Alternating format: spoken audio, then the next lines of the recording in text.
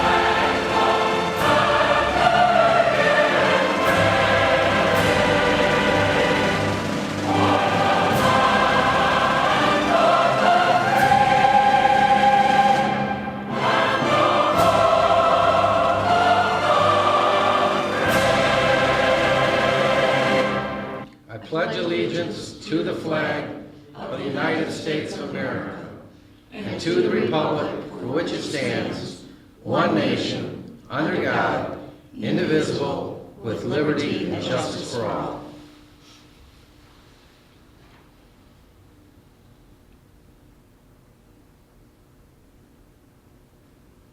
Thank you. Please be seated. Ms. Bettis, you take the roll, please. Good evening, Your Honor. Mayor Walker? Here. Councilmember Squires? Here. Councilmember Kerwin? Here. Councilmember Lynch? Here. Councilmember Fenn? Here. Councilmember Dodge? Here. Councilmember Jones? Here. Okay, the next item, item 4, is approval of the agenda as presented. So moved. Support. Moved in support of any discussion from the table? From the general public? Ms. Bettis? Councilmember Lynch? Aye. Councilmember Squires? Aye. Councilmember Jones? Aye. Councilmember Dodge? Aye. Councilmember Fenn? Aye. Councilmember Kerwin? Aye. Mayor Walker? Aye. Motion carries 7-0. Next item is community events. Is Hank Cable here? Yep. Hank?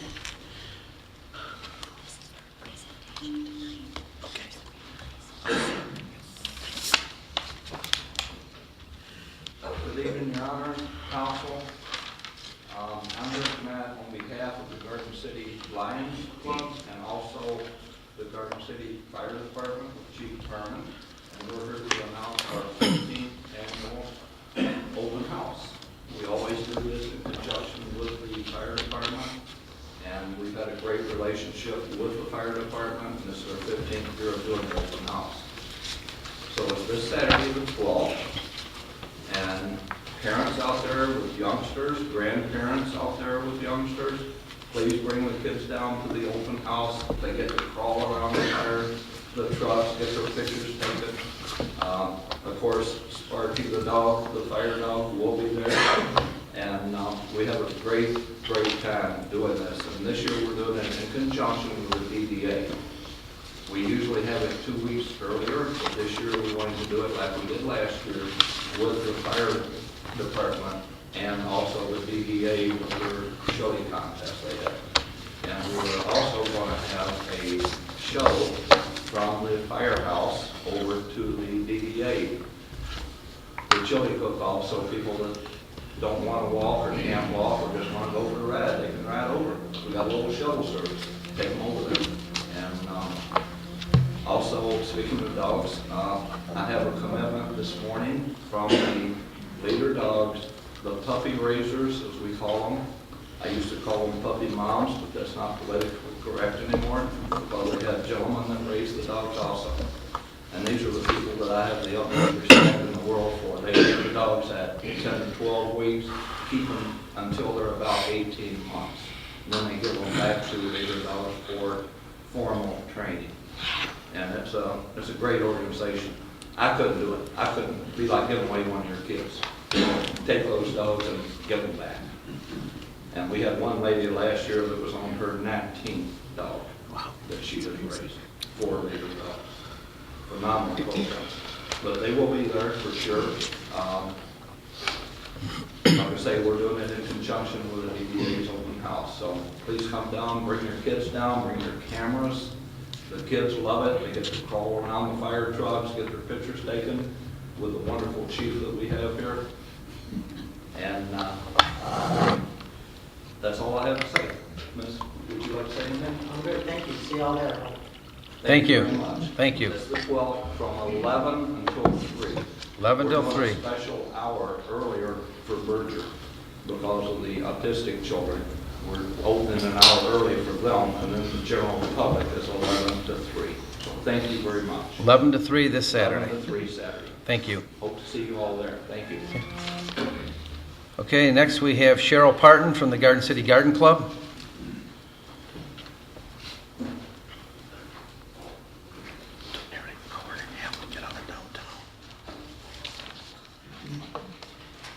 Good evening, Mayor, Council, everyone. I'm here on behalf of the Garden City Garden Club. In addition, we are also going to be participating at the chili cook-off and at the open house at the fire station with a plant sale, exchange, and the bake sale will be over at the fire station. The plant sale and exchange, along with our new 2014 calendar sale that we're very excited about. Garden City Garden Club reveals all about gardening. The calendars are $12, and we will be there at the fire station till 3, and over at the chili cook-off on Bender's Alley. So hope to see everybody. Thank you, Ms. Parton. Okay, moving on to comments from state and county officials. We have Commissioner Richard LeBlanc.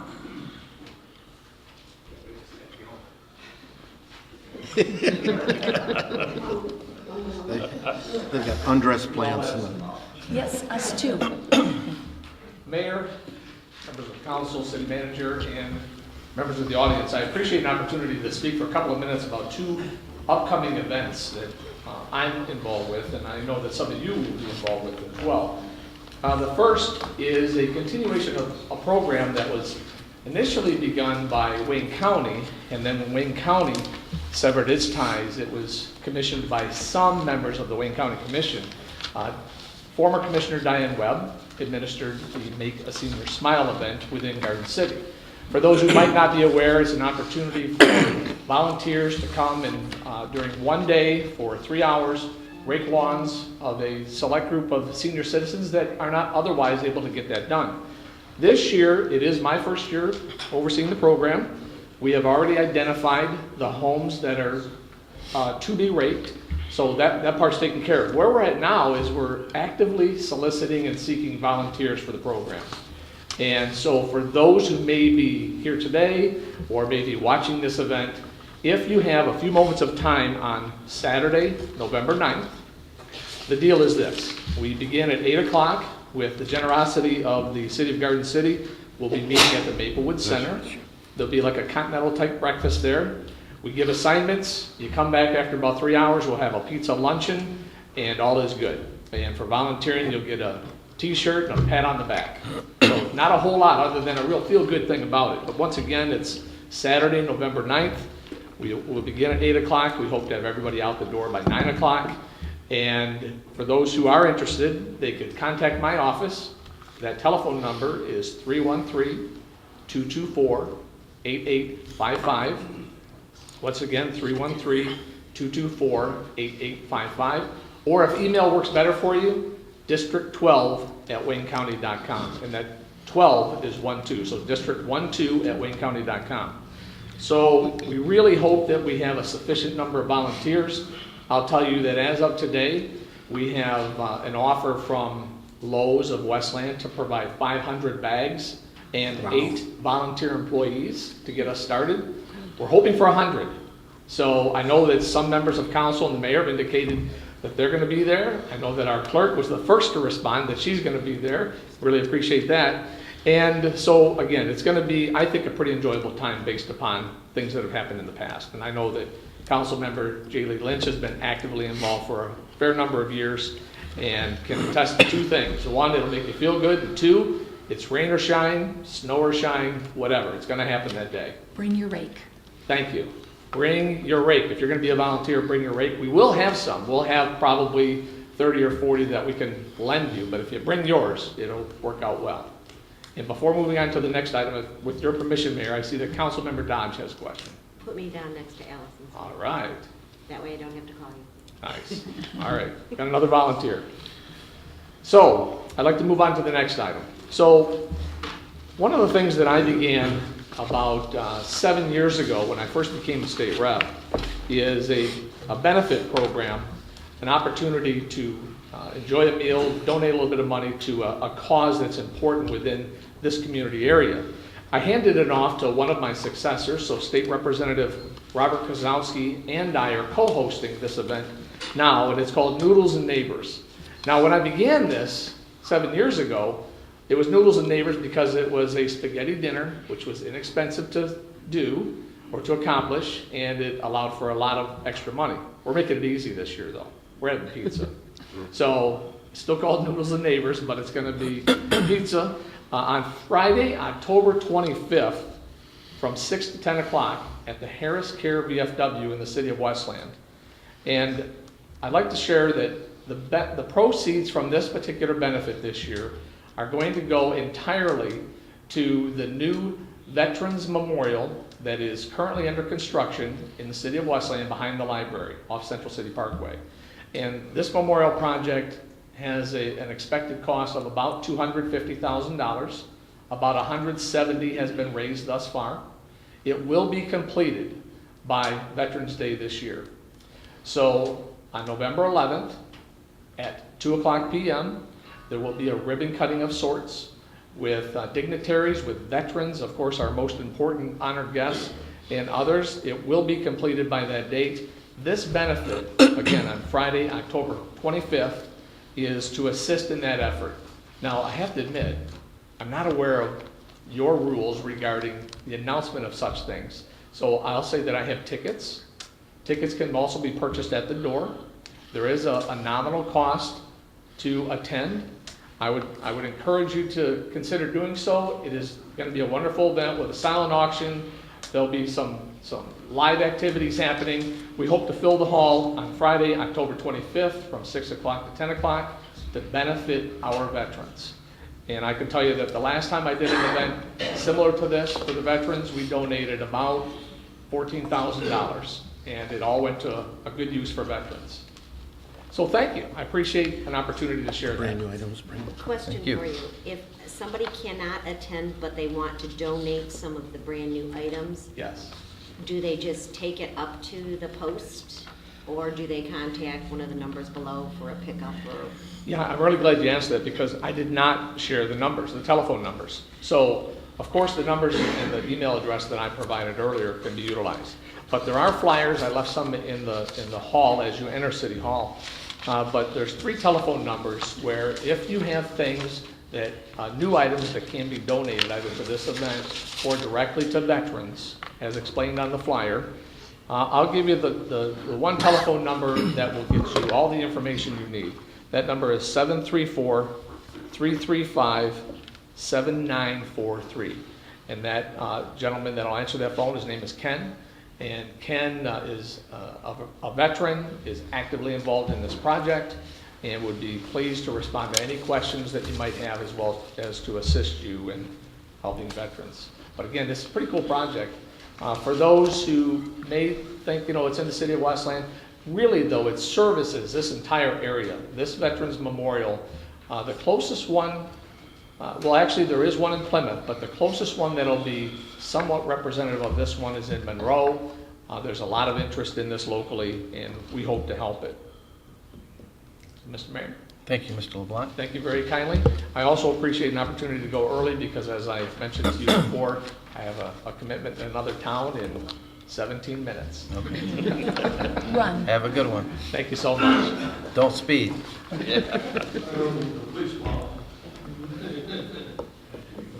Okay. Moving on, number 7, we have no petitions or communications tonight. Item 8, we have no public hearings. Item 9, consent agenda. Mayor, Ms. Lynch? I move for the approval of the consent agenda items A, 1, 2, and 3. Support. Support from Mr. Jones. Any discussion from the table? From the general public? Ms. Bettis? Councilmember Lynch? Aye. Councilmember Jones? Aye. Councilmember Dodge? Aye. Councilmember Feder? Aye. Councilmember Kerwin? Aye. Councilmember Squires? Aye. Mayor Walker? Aye. Motion passes 7-0. Moving on to our study session, B1, discussion and information on Western Wayne 800 megahertz. And we have Mr. Keith Madden that's going to come up and give a presentation. Welcome, sir. Thank you very much. As you stated, my name is Keith Madden. I'm from the law firm Fosso & Bond. I believe you all have a copy of a PowerPoint presentation that we've entitled it, as you can see on the front page, Police and Fire Emergency Communication. This is the radio communications in police and fire departments. A large problem, but there is a solution by the time we get to the end of this. So keep that in mind, okay, because the numbers can be chilling. You go to page 2. The Wayne Westland Joint 800 Megahertz Association, which is a long title, was formed in 1999. It involves 5 cities: Dearborn Heights, Garden City, Wayne, Westland, and the city of Inkster. They were originally set up to put together a communication system for police and fire in all 5 communities.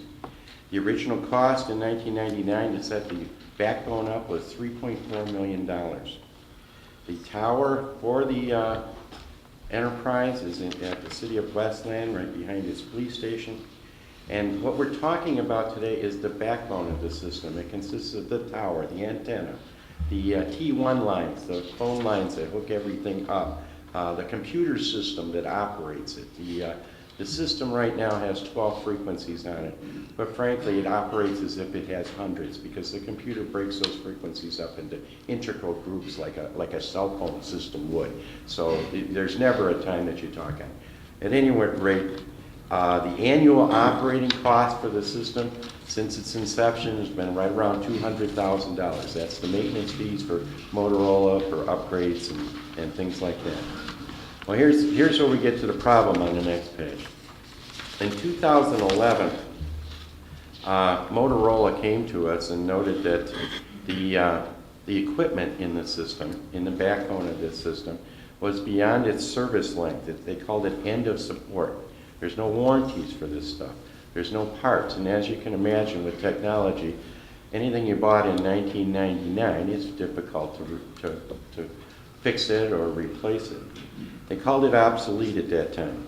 They also informed us in 2011 that in order to upgrade it and bring it back to in force, it would be $2.5 million. And as you all know, in 2011, there wasn't anybody in the 5 communities that had $2.5 million ready for this expense. We talked to Homeland Security. It's iffy that at one time they said maybe we could get $500,000 towards this cause. It's now iffy whether or not we could. Last year, or early this year, we applied for a CGAP grant from the state for $3 million. Unfortunately, that was denied. So the cities asked us what we were going to do. You go to the next page. Let's assume that we got the $500,000 grant from Wayne County. That brings us down to $2 million to keep the system running. The way that the association has broken out the expenses is by a touch. Each time you touch the radio, each time you key the radio to use it, a computer keeps track of it. So in the 5 communities, it's not based on your population, it's not based on the number of radios, it's based on the usage that you actually use the radio, and we've been doing that for years. In January each year, the computer spits out the percentages of use, and the cost for maintenance have been divided up on that basis. Well, if we had to pay $2 million in order to upgrade this system, this next page, page 4, shows that for Garden City, that'd be about $120,000. which, like I said, I know none of the cities have that extra pool. So last year, they asked us, our law firm, to try and figure out an alternative to keep this system running. If you go to the next page, post 9/11, the goal throughout the entire country is interoperability. When the 9/11 tragedy happened in New York, afterwards they did investigations, and one of the biggest problems that they had was that the different departments, fire and police, couldn't communicate with one another.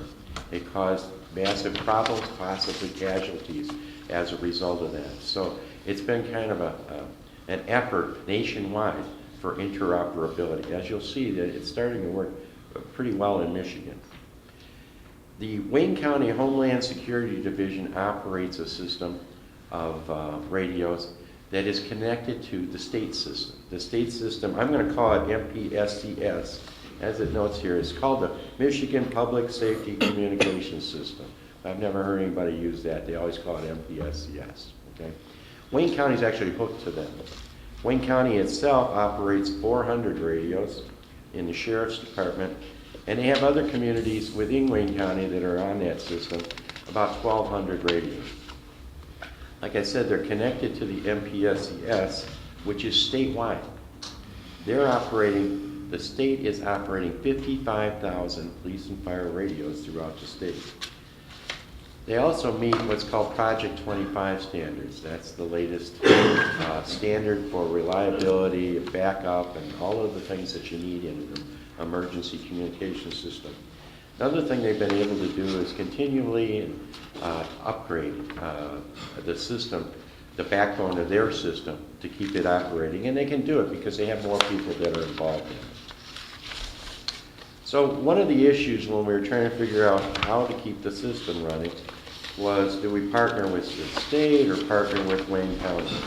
Well, first thing we did, we asked the Michigan State Police to come in, and they did coverage surveys in all 5 of the cities. They went around with a frequency that's a state frequency, and they took readings throughout the entire city.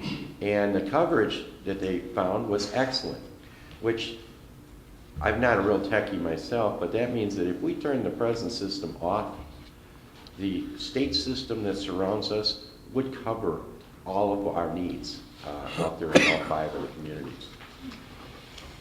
We then had discussions with Wayne County, because Wayne County has the closest antennas to us. They have one at Metro Airport, and they have another one on Merriman Road at Ann Arbor Trail at the Wayne County DPS yard. Those are the 2 that are closest. They're also linked by a T1 line to a tower in Livonia, Michigan. So those are the ones that would be closest. So we started talking with them.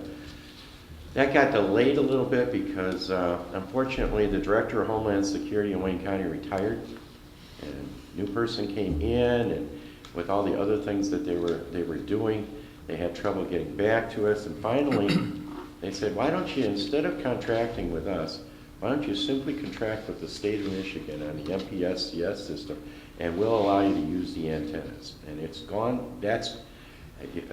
We started with that. So we've had discussions with the state, and right now the process is actually moving forward, as I'll explain in a few minutes, and it can be entirely accomplished this year, by the end of this year.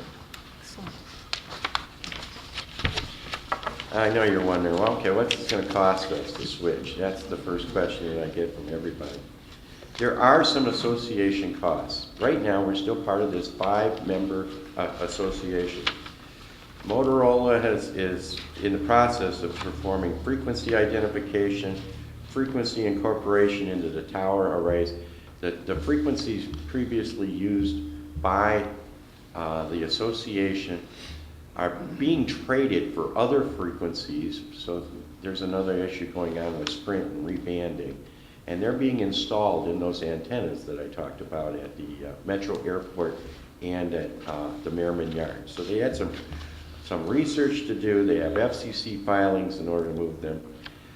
Then they're going to be testing and optimizing the frequencies. The next thing that's a conversion cost is what they call template creation and archiving. It took me about 3 meetings to figure out what that one meant because all the techie people use it all the time.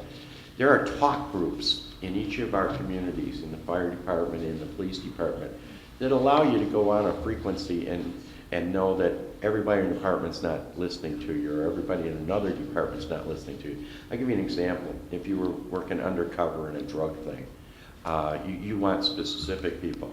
Well, these radios, in the past, and they have been for some time under the 800 megahertz system, they have talk groups. And those templates are just for each city. They had customized it so that you can follow your normal procedures and stuff.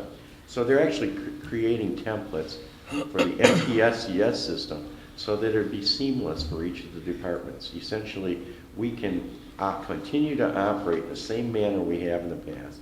Another thing that's interesting under the contract with the state is that each year they'll allow you to change those templates. So if it's more efficient for you to create a new talk group or something like that, for free each year, once each year, after the first year. They make you pay for the first year setting it up. After that, once each year, they'll change your templates around. We have to reprogram all of the radios in the 5 communities. Reprogramming, at first, we thought we would be able to touch the radios only once. It involves some electronic attachments. It's not as, you don't take the whole thing apart. It kind of clips in. But now it looks like we may have to do it twice. We're working on that right now. There's somewhere between 700, around 700 radios is what we expect. In the past, we've had more radios in the system, but we found with attrition and things like that and cutbacks, people have been cutting down on the numbers of radios.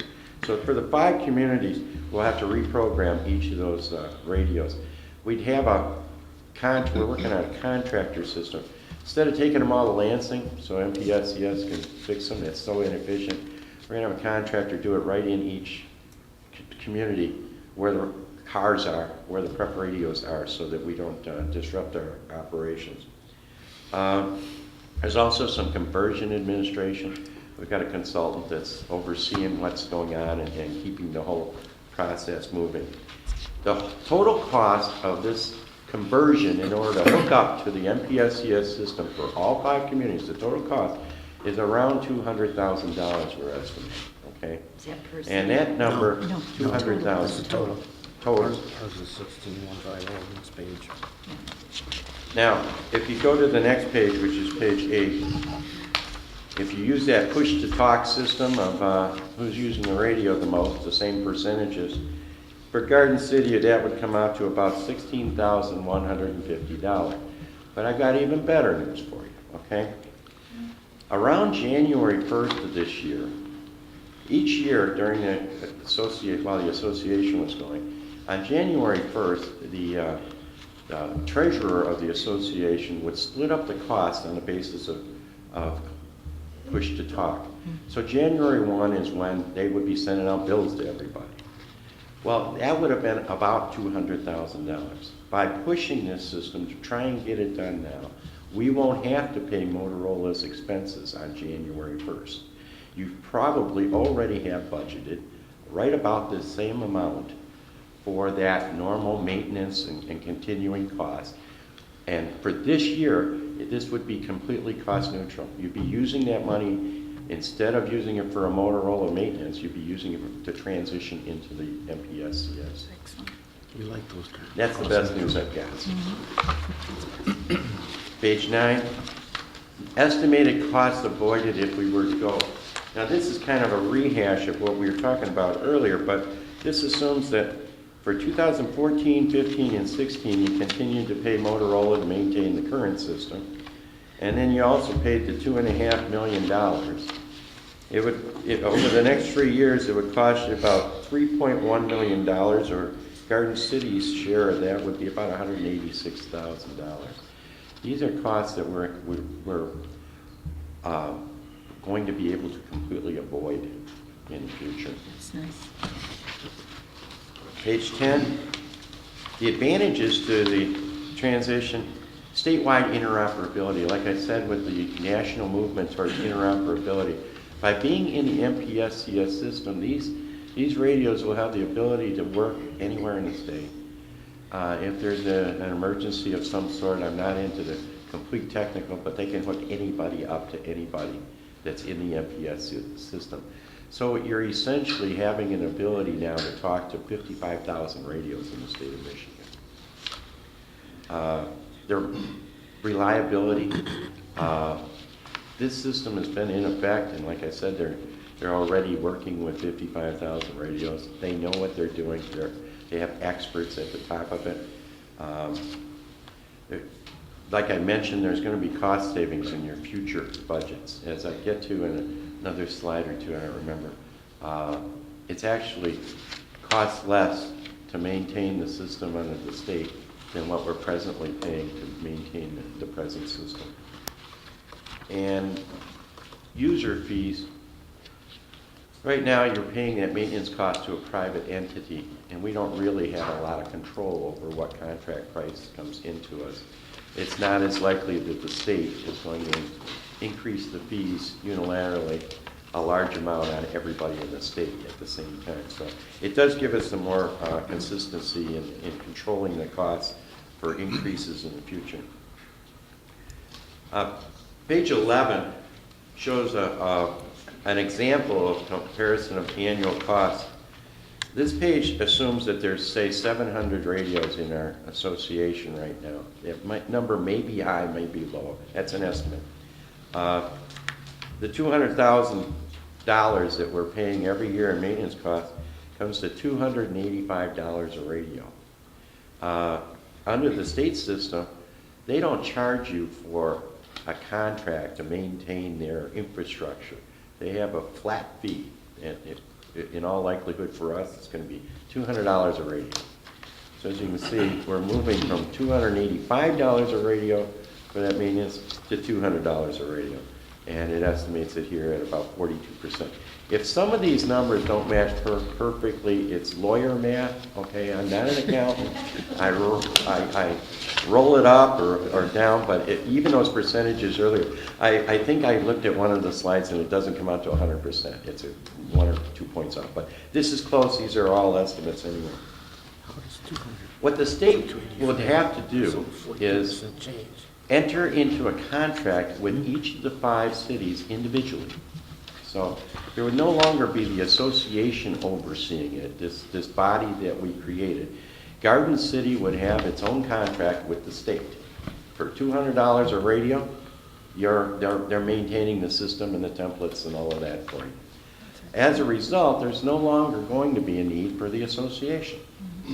And rather than have this extra body there, each of the 5 communities, we've been, as you'll see in a few minutes, we've been talking to all 5 of the communities. It's going to be necessary for each of the 5 communities to enter into a contract individually with MPSCS in order to provide these services. Under the original association agreement back in 1999, there's a provision for dissolution of the association when it no longer is necessary. Which, by the way, 15 years of technology and that, I think this association did pretty good. It really was a great idea at the time and all of that. But if any of you bought a computer back in 1999, I doubt that you're using it anymore. That's the problem with the system. The existing agreement with the association states that upon dissolution, the outstanding liabilities and assets will be liquidate the assets and pay the expenses. We've got Motorola contracts, utility bills. We got the physical tower and antenna over there in Westland that'll be turned off. Electronics, switches, cabling, frequencies, and interesting enough, we made a couple of phone calls just to make some estimates on demolition of that tower over there. That could be cost neutral. And believe it or not, the scrap value of that tower it's almost the same amount to take it down. The one problem we're running into is it's so close to the building. If it had been in the middle of a field, it'd be easier. They have to do special things in order to try and take a tower that size down. But it's possible that one, there's some certain scrap values and stuff like that. So under the association agreement, we would take the time to do all of that. One of the things that's been suggested is simply turn the liabilities and the assets over to the city of Westland. This stuff is, most of it is sitting there right now. And they'll take care of the liabilities and do what they have to with whatever the assets are. And that's one of the alternatives on it. By the way, throughout this process, in order to keep it going, once we got a little bit of momentum going, the city of Westland agreed to front the whole $200,000 in transition costs. Okay?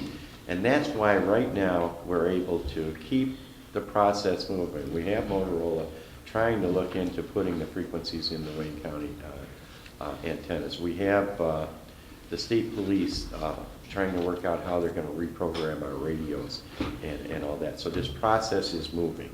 And if you look at the next page, you'll see what the tight schedule that we're on. On August 8th of this year, we met with the chiefs, police and fire from all 5 communities. Had them adopt a resolution saying, yeah, we're gonna move, let's move forward. That's assisted us in trying to keep this thing moving. On August 28th, we had a meeting to update all the mayors and city managers, the mayors of Dearborn Heights and Westland, city managers of the other 3 communities, and explain the entire system. As a matter of fact, it's the same PowerPoint presentation that we're doing right now. And they agreed with the concept of what we're doing. We learned in the past it's important to talk to the city attorneys because that's where some dotting the I and crossing the T's comes up.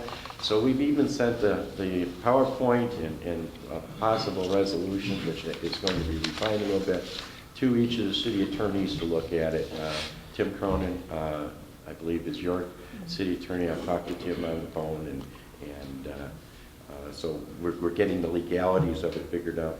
Our goal is to have these study sessions in each of the communities. Last week I did one in City of Wayne.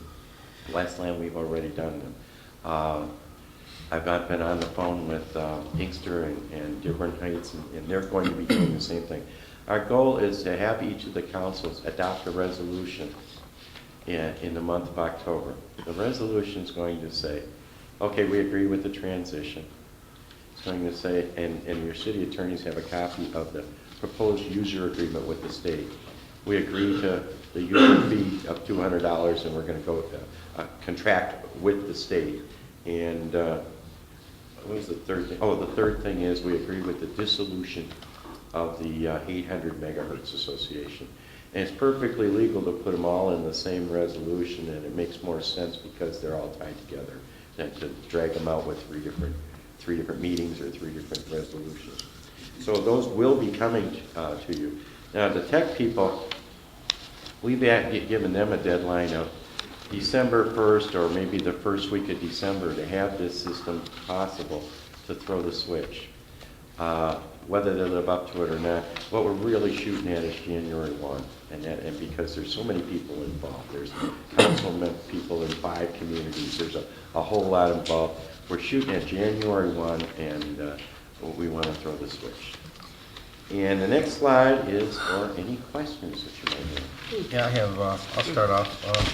My question's with Chief Murray and Chief Harmon. You guys on board with this? No issues?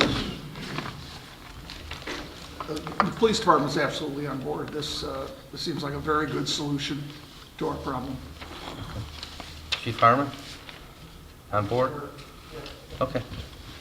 That's all the questions I have. That was a good PowerPoint presentation, sir. Anybody else have any questions for Mr. Madden? Ms. Dodge? A couple questions, and this might not be a question for you, this might be for our chief, either chief really. The new radios that we approved in the budget, have we gotten those radios yet? And then the follow-up to that would be, they have to come in and reprogram the radios, so getting new ones, would that make it easier programming since the radios we're getting, I'm assuming, are programmed? If I could, I'll start with that. By the way, we also applied for and received a $1 million grant for new dispatch consoles. Now, dispatching's taking place in the 5 communities in Westland and in Dearborn Heights. Those dispatch consoles are actually being installed right now. 80% of it's being paid by the federal government, 20% by us.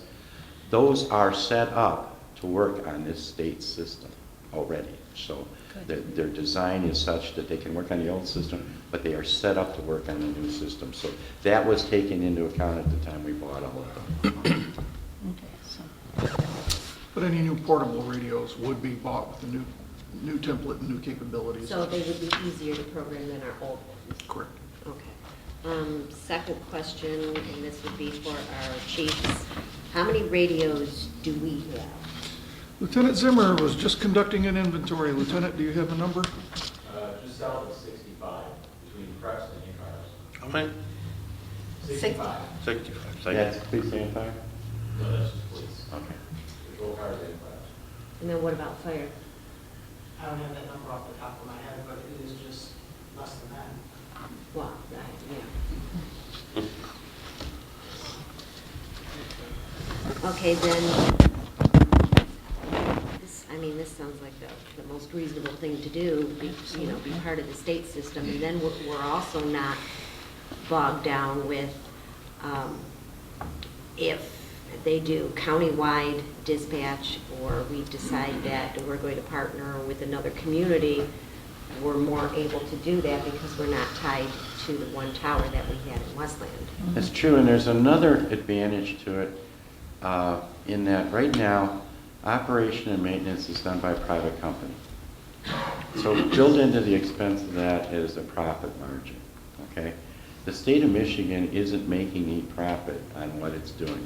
It's got professionals that are doing it, and they don't need that extra profit margin. So there is a certain cost savings right there, just in going to a governmental entity doing it. that's nice. Okay, that's all I have. I think it's excellent. We're in a changing world, like 9/11 alone. For everybody to talk to the different agencies, that's where we need to go when we have a mass plane crash or anything like that. So I think it's great. Mr. Jones? Yeah, on page 11, I don't understand the math. If it's $285 radio currently, and it's gonna be 200, how is that a 42% savings? I didn't calculate that. You're right, 42 would be. Because going from 285 to 200 is, I haven't done it either, but I can't believe it's 42. How about this? We changed to 42 to a big savings. Yes, I'll That go with works. that. That works. Big savings, number unknown. My secretary does the math for me. Yeah, well, It's legal math, you told us that. yeah, well, Your Honor, if I may. I'm sorry, I just believe in math is math. Mr. Murray? When this problem first presented itself, it quite honestly was overwhelming, because the amount of money we were talking about, I mean, we actually had serious conversations about using Nextel phones to handle our police stuff, because there's no way in the world our budget was going to be able to support the burden we were facing. And Mr. Madden's firm has really done the yeoman's work here in finding us a solution, and I think a very viable solution. I think we'll actually even see an improvement in our radio coverage in this community. There are a couple of dead zones that exist now that officers know not to stop cars in. And we participated in the study that he referred to, and saw for ourselves that the signal is reaching the four corners of our community very well, including the hospital, which has always been a little problem for us, inside schools, which is very important to us, and we were very pleased with the survey that was done and the outcome. I know. Ms. Lynch? Do the radios work down in a basement? Because I know that's been a problem in the past. We actually went down in the basement, and my recollection is that, yes, they did work. Good, good. So we could have this resolution at the next meeting, October 21st? In all likelihood, yes. It's, Should have brought it to us we have a tonight. draft, we're working on it right now. We'll get it out to probably the city attorneys We're gonna move it and the city managers to get it approved. And it is our goal to get it done by October if we can. Good. There might be a community that has to wait till the first meeting in November, but we're trying to get all 5 done. Yeah, if you'd brought it tonight, we would have, I think, voted it tonight, so. Well, It makes sense. I didn't want to presume that at a workshop. But it makes a lot of sense, as Mrs. We think Dodson it does. This is and just- it- It's a very creative way of getting what we need. And I know that at the CWW meetings, the state has been talking about getting that interoperability. And this is joining in with them. I've heard nothing but good things there at the meetings, so it's a nice way to blend the two together. And for our residents, really, they're getting a bigger bang for their tax dollar. Oh, yes. Because We've met with a they're number of businesses. state people that are operating this system. These are professionals. And even the transition, you know, it's not easy to switch from one frequency to another in a police department and not have any problems. They're pros. They've done this. They've got 55,000 radios out there. They've done this in so many communities. They really know what they're doing. I was very impressed with the state people. Okay. Anybody else? Thank you, sir. Thank you very much. Okay, moving on to item 2, appointment of a DPS director. Chief, city manager? Your Honor, Council, I'd like to introduce to you this evening Mr. Kevin Roney. Could you step up to the podium, Mr. Roney? Mr. Roney is the candidate that I am recommending to council that we bring on board as the DPS director.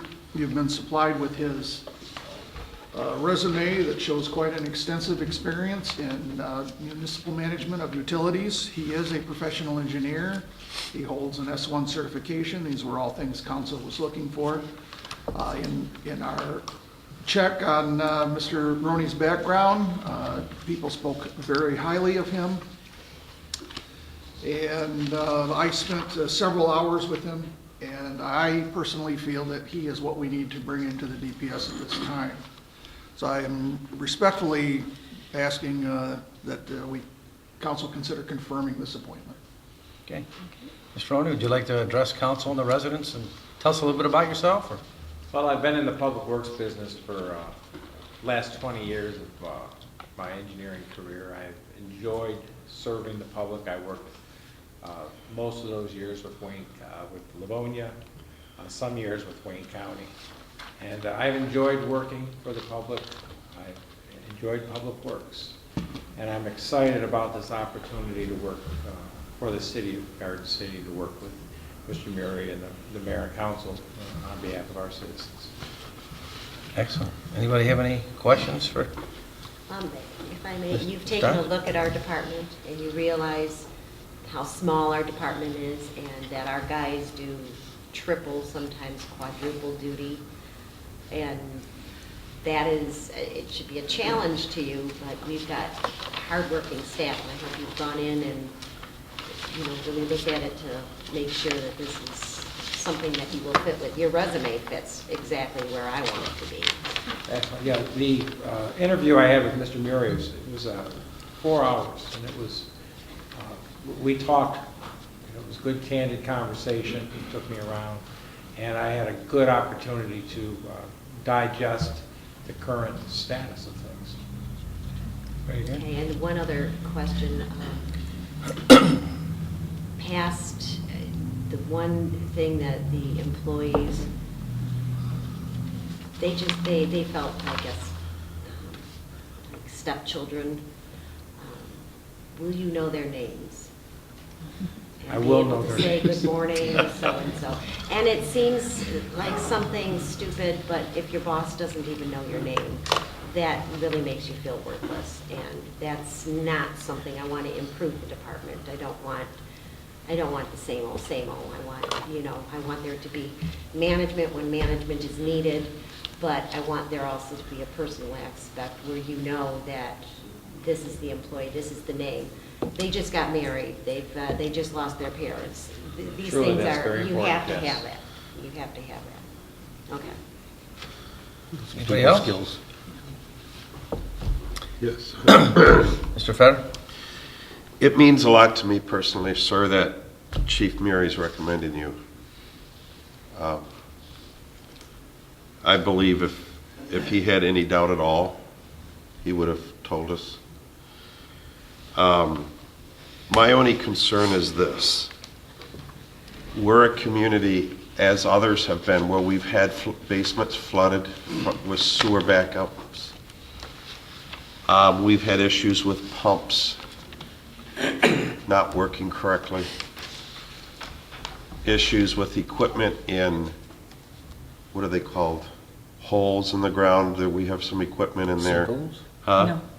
No? I'm sorry. I'm glad to hear you're a professional engineer by trade, and you do have the S1 certification. I would assume this is something that you would be able to look at, critique our system the way it is, without fear of what we've done in the past. I personally prefer an honest, straightforward answer than to you to go out and buy ballet shoes to try to get around council members. That's how I'll hit you between the eyes, and I expect it in return. Certainly. Just honest, direct answers with a complete breakdown of what we have to do it right. I don't like doing things halfway either. There's a right way to do things. I think we need to do it and work out the money at a later date. You being the professional, I don't know. We're going to end up relying on your recommendation for our infrastructure to make changes. And I'm not so much worried about mistakes or popularity or mispronouncing names or anything else. I'm interested in just doing the job the way you want it done. You may have to redo quite a few things, I don't know. It's just an example. I hope you're the person to do that and say, I can't help what's happened for 20 years, but this is what needs to be done to get you through. And then we have to sit down and look at our options and what we need to do. Because I think we're all willing to do what's needed to reverse some of the misfortune that we've gone through, if it's possible to do it. And I think a fresh set of eyes, an open mind, hopefully you have, is what we need. But like I say, I'm very outspoken. I'm very fair. And I just want to let you know that I hope you're the type of person that when you roll up your sleeves and we ask you a question, you just blurt out the answer, whether you think we want to hear it or not. I think we need to hear the truth. So I think we'll get that. Right, Chief? I'm willing to guarantee it. Good. He knows. He and I have done battles many times, but it's all worked out in the end. So, Good. so thank you. Anybody else? Okay, thank you, sir. C. Thank you. Move it to C? Yes. Don't say. Move it to C. All right. Item 3, Conference of Western Wayne membership dues. Move it to C. Move to C.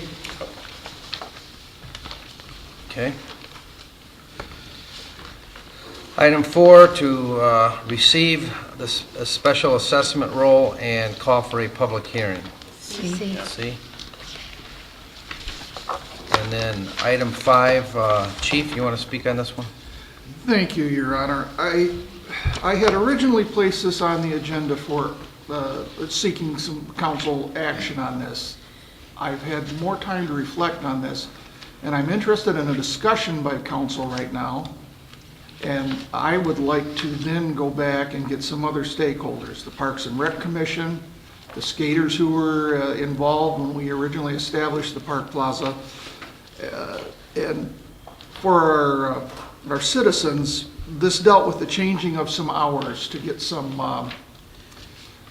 less than civilized conduct under control that's occurring in and around the Skate Plaza. But right now I'm interested in, if this is acceptable to council, because this obviously was on here for action this evening, I'm interested in hearing what council has to say, maybe some ideas, maybe some suggestions. Allow me to go back to the other stakeholders and then bring it back before council, if that's acceptable. Okay. That's good. I think, Good with me. I think council was informed of the graffiti incident from last week. We've also had a couple of other incidents around the park, including a park employee who was assaulted when he attempted to close the bathrooms. It is reported that the people who assaulted him were associated with the Skate Plaza. Now, in the year that it's been open, I'll number the incidents at perhaps 5. Graffiti is nothing unusual or special to Garden City. Over in Norwayne, in Westland, they are attempting right now to open up a new memorial park, and it has been the victim of graffiti more than once. So, this is something that goes on. I don't want to overreact to these things that are going on, but of course, when we have a park employee assaulted, I'm concerned about that. The police department, the mayor, have gone out and spoken to the skaters and told them, this is your plaza. You keep it clean, you keep it in order, because it'll take a bulldozer about 2 hours. And actually, I found out that with a coat of epoxy paint and crushed walnuts, it'll take us less time than that to make it unusable. Those were just some suggestions I was getting from some people. But what I'm looking for here is solutions, ideas, and it cannot go on. The problem is we have a good core of skaters who are coming out there to skate and to enjoy it. And our officers have been sitting there with them, talking to them, trying to get this under control. Originally, what I had brought before you this evening was to allow me as the Parks and Rec Director to establish a closing time, at least for now, for the skate plaza of 6 p.m. I'm not sure I'm ready to move forward on that this evening. I would like to involve the other stakeholders, but I'm hoping for some discussion from council. Chief, I'm with you. In the summer months, it stays light out till 9:30, almost 10 o'clock, and people use the park, and that's what the park's for. So, and our parks close at 10 p.m. But when we get to the winter time, when it's dark at 6 o'clock, plus the winter, the cold, the ice, I don't think we need anybody out at the skate park. We don't need people out in the park. Ice rink, yes. Ice rink has hockey, skating that open whatever time they're open till 10 o'clock. But we should not have people in the park. To me, we're asking for trouble. So I think you adjust the closing time to the season. 6 o'clock in the winter, summertime, 10 o'clock. It's an interesting element of our ordinance that I cannot find the background to, which is every other park in our city, beginning October 15th, closes at 6 p.m. Every park except Garden City Park, the main park. It's specifically spelled out in the ordinance.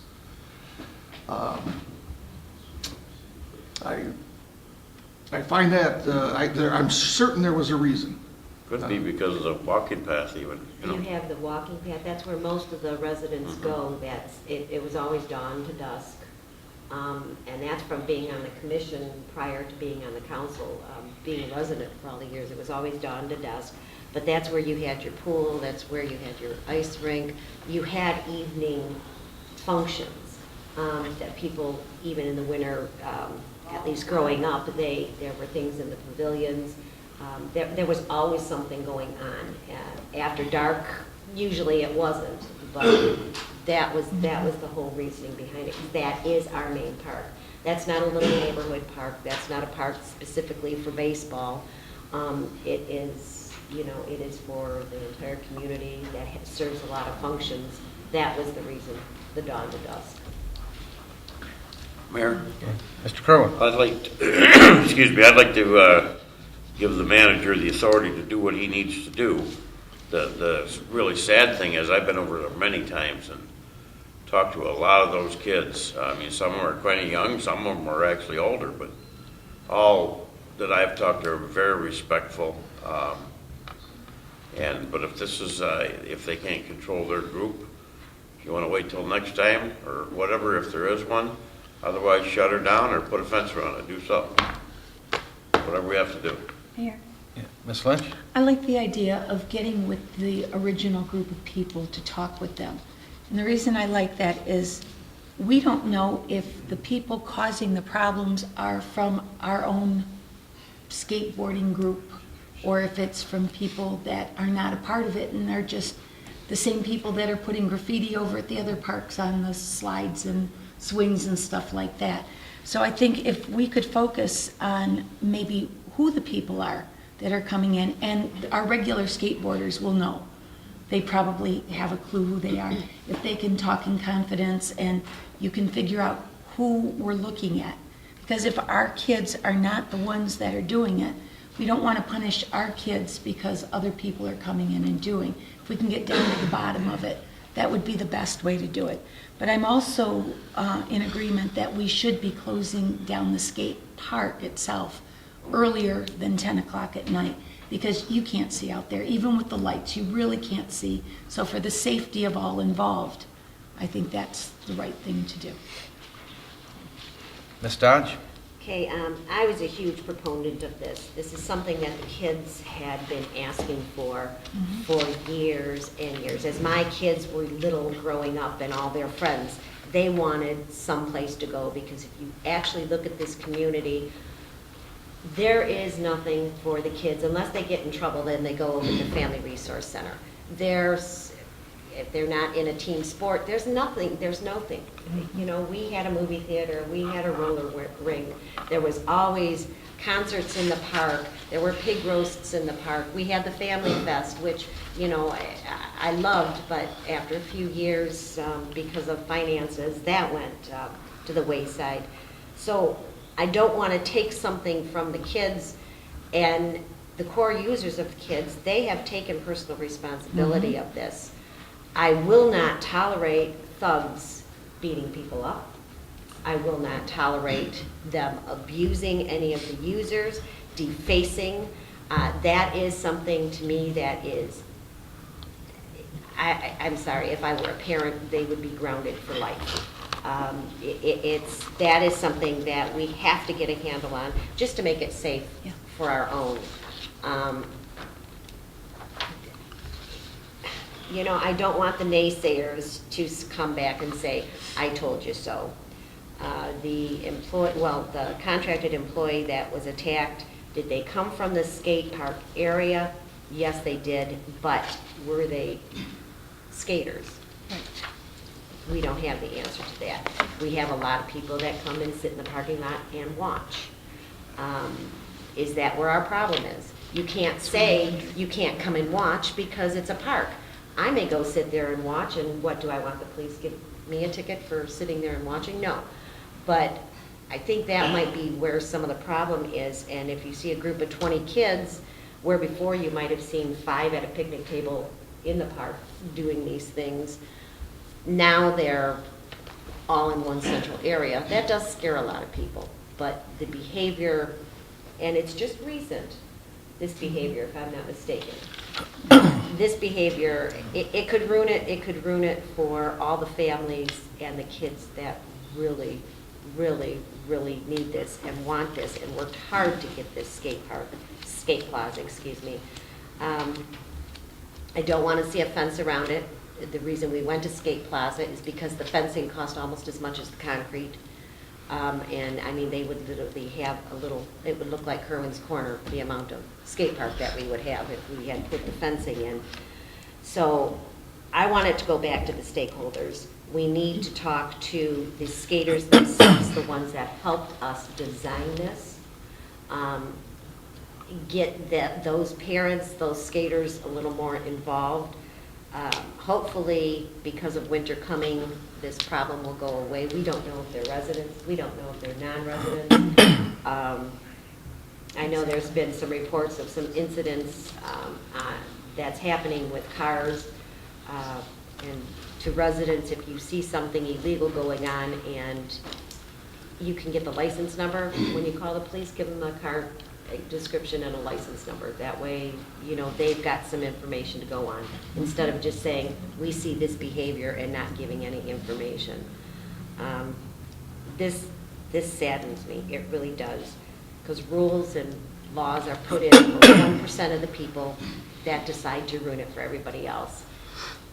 And I don't want this ruined for the kids, because this is about all they have to do. You know, most of these kids are too old for swings and too old for slides. And they've done such a good job keeping it up all summer. I agree. Another thing you have to keep in mind, though, You know, if I was gonna do graffiti, I wouldn't do it on my own house. I No, I don't think it's. That's just what I was gonna say. You I know. mean, these kids, I've been out there several times, and they're very talented, and Yeah. there's a bunch of them out there, and they're having fun.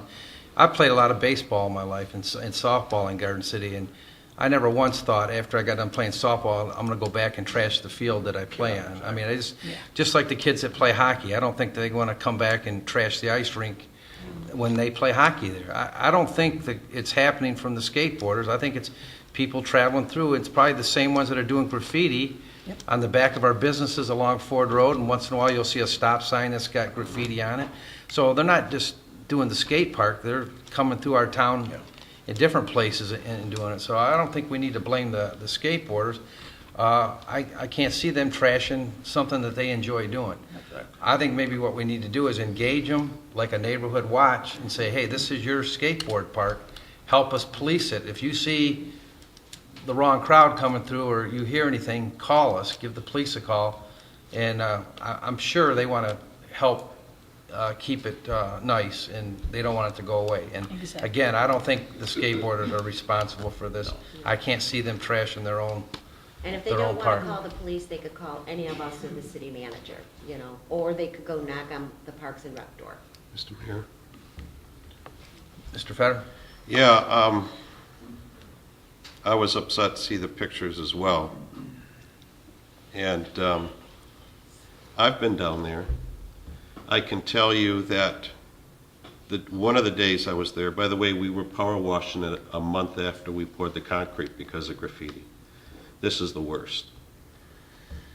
To my knowledge, we haven't had this big of an issue on any of our other buildings in City Park up to now. There has been graffiti, but not to this extent. Nothing of the magnitude Correct. displayed in the pictures that I sent you. Okay. Some of the kids, I went to every house on Florence Saturday. 6 of the people had kids or grandkids they no longer allow in the park. They don't take them for some of the reasons that have been discussed. Drug use, fights, stealing skateboards from our kids. Where they come from, I don't know. The day I was there, they're putting their liquor bottles in the trash can. And when no one's looking, they skate over, pull the liquor bottle out, and take a swig and put it back in the trash can.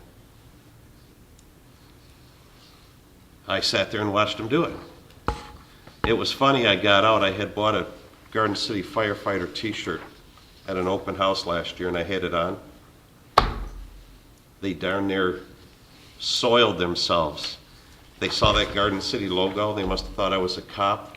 Every single one of them left. Every single one of them. I was there by myself. Are they from our community? I don't know. It wasn't placed correctly. You cannot see it from any road or from the ball diamonds. You have to be there to see it. I think if we're going to keep it, we need to have a fence around it. Westland does. They recommended to me that we follow suit. We didn't do it. It's the perfect place to party like I've never seen in my life. Next to Heinz Drive in the 70s, but I wasn't there much. You can't find a better place to party. It's obvious. Go down there and talk to our maintenance staff and ask them, how many liquor bottles do they pick up? Go ask them. I'll side with whatever they give you. Look in the trash can on how many are there. I don't know if it's our kids. They're not going to change. You can't talk to them. They're not going to sit there and listen. I don't think it's our children, because our children aren't being allowed to go there anymore. I talked to 6 different families who live on Florence right behind it, and 3 of them had gates to the park. They are not allowing their kids to go without adult supervision. Normally, in my opinion, kids that do this, the markings that I've seen are satanic and gang related. They're painting Crips. They have satanic devil worship signs. One of the boys who talked to me at the door with his grandmother says that his friends belong to this satanic group. Do we have an issue with gangs or a satanic group in town? No, we do not. Okay. According to this boy, we do. I've never heard of one until Saturday. Although these are some of the things that are being painted. But you could paint the Mona Lisa on this thing and not be seen by anybody. So, we may not want a fence, but we need something we can unlock and lock. We unlock it with permission. Somebody has to go out, which is our city resources. The cops need to go on calls are now, I would assume, going to the park more. They're going to answer more calls to go to the park. If people start paying attention, it's the only way we're going to stop it and police it. We had to buy paint, and DPW had to spray paint the whole place. Have anybody seen it? It reminds me of a zebra, all the white spots on it. I wasn't for it, but it's there. I don't want to bulldoze it. We spent $100,000 on it. I just don't think kind words and goodwill is going to change anybody who's showing up with liquor, drugs, and cans of spray paint. They're right, they don't spray paint their own homes. Maybe they're from another community. But we knew that when we put it in. We can't stop people from using our parks legally, I don't think, can we? No.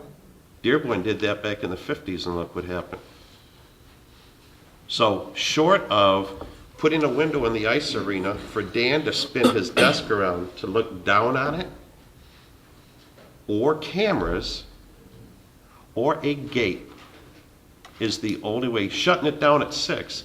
If we shut it down at 6, Chief, how many times should I be asking this on TV? Let them know. Oh well. How many times do we patrol the park on a normal evening? I'm sure it might be more on weekends, and that's fine. We can use that for every day, but. It's frequent for police officers to drive through the park. Okay. What is frequent? An hour? Once an hour, do you think? I mean, You don't want to say. 3 times. This may not be the kind of thing you It's want not. to. Well, my Well, point give is the public- this. It isn't frequent enough because that was extensive. Someone spent a lot of time doing it. Probably did it at night. How about putting some Well, cameras? sure they did it at night. Cameras. The point Cameras, is, that's you what we can't need. see them. It's dark as dark can be in that park. There is no fence. You can't see it from Merriman or Cherry Hill. And you can't, if you're playing ball in the diamond, you still can't tell what's going on down in the bottom of the skate park. So we have to restrict it. The only way to do it is not to make them put their hand on a Bible and swear to stay away.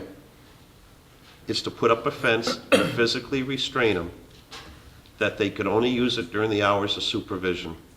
That's what we're going to have to do, or we're going to keep putting additional man hours and paint on it, or we're going to have to do away with it.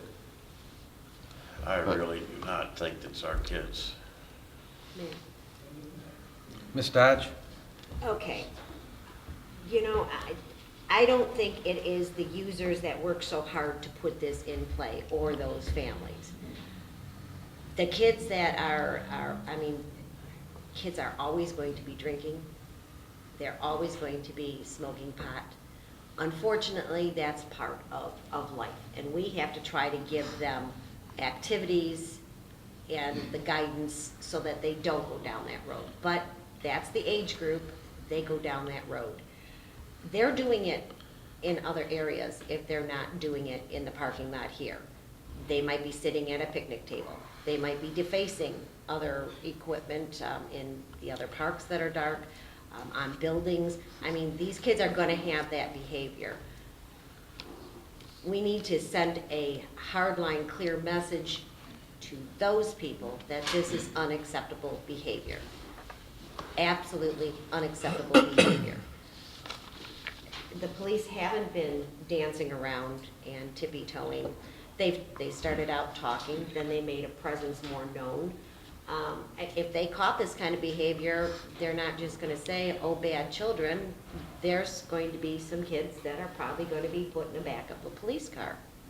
And if people see this kind of behavior, they need to notify us. If you don't wanna call the police, call any of us, call the city manager, but notify us. Don't just stay away from a problem, you know, or say, well, I saw this, or my neighbor said they saw this, and do nothing. We can't get any control on it.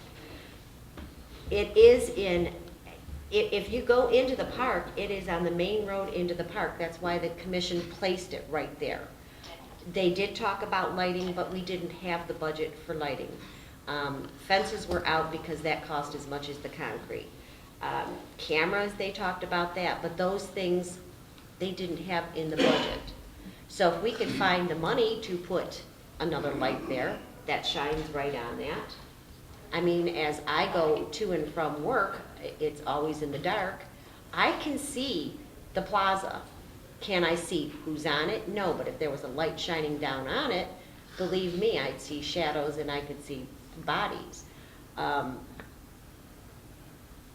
I think there's some things we can take, but unfortunately, throughout society, throughout history, that thug element is always going to be in every bit of society, and we have to do what we can to protect our residents, to protect our users. I mean, it could happen on the walking path. You have very dark sections of that walking path. Dusk to dawn, I mean, who knows what's going on parts of that walking path, because you can't see it, period, unless you're on the path. But we really haven't had problems because the users and the homeowners help us police it. That's exactly what we have to do with the skate park. But we have to take it back to the stakeholders. The kids that helped us design it, the parents that spoke up for it, the commission that had every faith in the world that this was the best thing to do for the community. We have to take it back to them and say, okay, here's some problems. Help us attack it. Help us get a handle on it.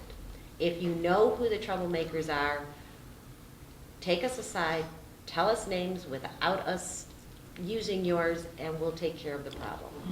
Right, I think the best thing possible is to help get some of those kids that use it all the time involved. Absolutely.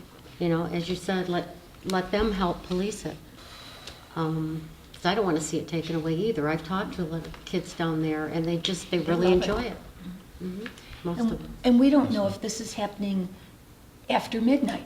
Right. I mean, you can put graffiti up any time of the day or night. It could be happening after midnight or something like that where nobody's going to be around anyway. I think cameras Are you the guys in best. favor of letting the chief look Yeah, into it? and absolutely. Adopt any rules that he feels he needs to adopt? and- Definitely. Yes. Yep, night All right. vision. Okay. Install tomorrow. All right, chief. Thank you. Thank you. All right, we'll move on to C, item C2. Appointment of the DPS director. Mayor, Mr. Kerwin?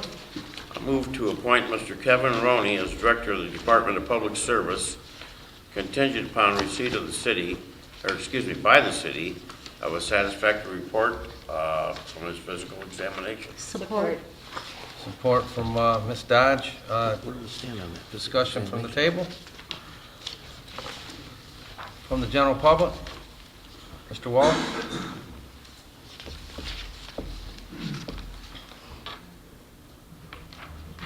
I'm finally glad that we got a person with an engineering degree. I trust Mr. Murray, very good, he's very thorough. He's a policeman, he's going to be thorough. But I have one question I'd like to ask the candidate. What reason did you come to Garden City for? That's all I want to ask.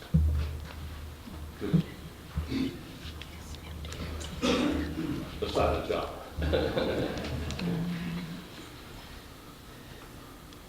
I was speaking with Ms. Buck before the meeting. I retired in January from the city of Livonia with full intending to work again.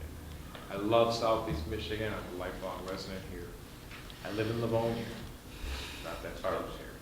It's close. I've known Garden City. I know a lady very well who worked here who would always talk about it. garden, and it just struck me as being a wonderful place. So when the opportunity arose, I applied. Thank you. That's a good answer. Okay. Anybody else? Mr. Buckner? Mr. Buckner, sorry.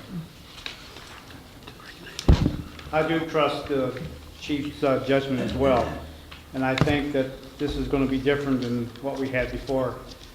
And hopefully the 4 hours he spent with you, he found out what a nightmare in some areas he's getting into. Just this past week, I met with 3 individuals who's having problems that have been overlooked, which I'm going to share with the chief later. But I do want to know that I do appreciate the fact that he comes up with credentials that are and a background that will stand what we need here in Garden City. We need to rebuild the city, and I think this is a good step forward. Thank you, Chief. Thank you. Anybody else? Ms. Bettis? Councilman. Mayor. Oh. Hank had the comment. Oh, Hank? Are you into public comment generally yet? No. Ms. Bettis? Councilmember Kerwin. Aye. Councilmember Dowd. Aye. Councilmember Jones. Aye. Councilmember Feder. Aye. Councilmember Lynch. Aye. Councilmember Squires. Aye. Mayor Walker. Aye. Motion passes 7-0. Welcome to Garden City, Mr. Roney.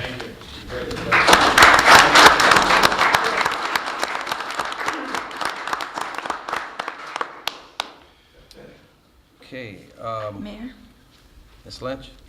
I move to approve the payment of the membership renewal invoice for the Conference of Western Wayne for fiscal year 2013-14 in the amount of $5,674. Support. Support from Mr. Kerwin. Discussion from the table. From the general public. Mr. Buckner?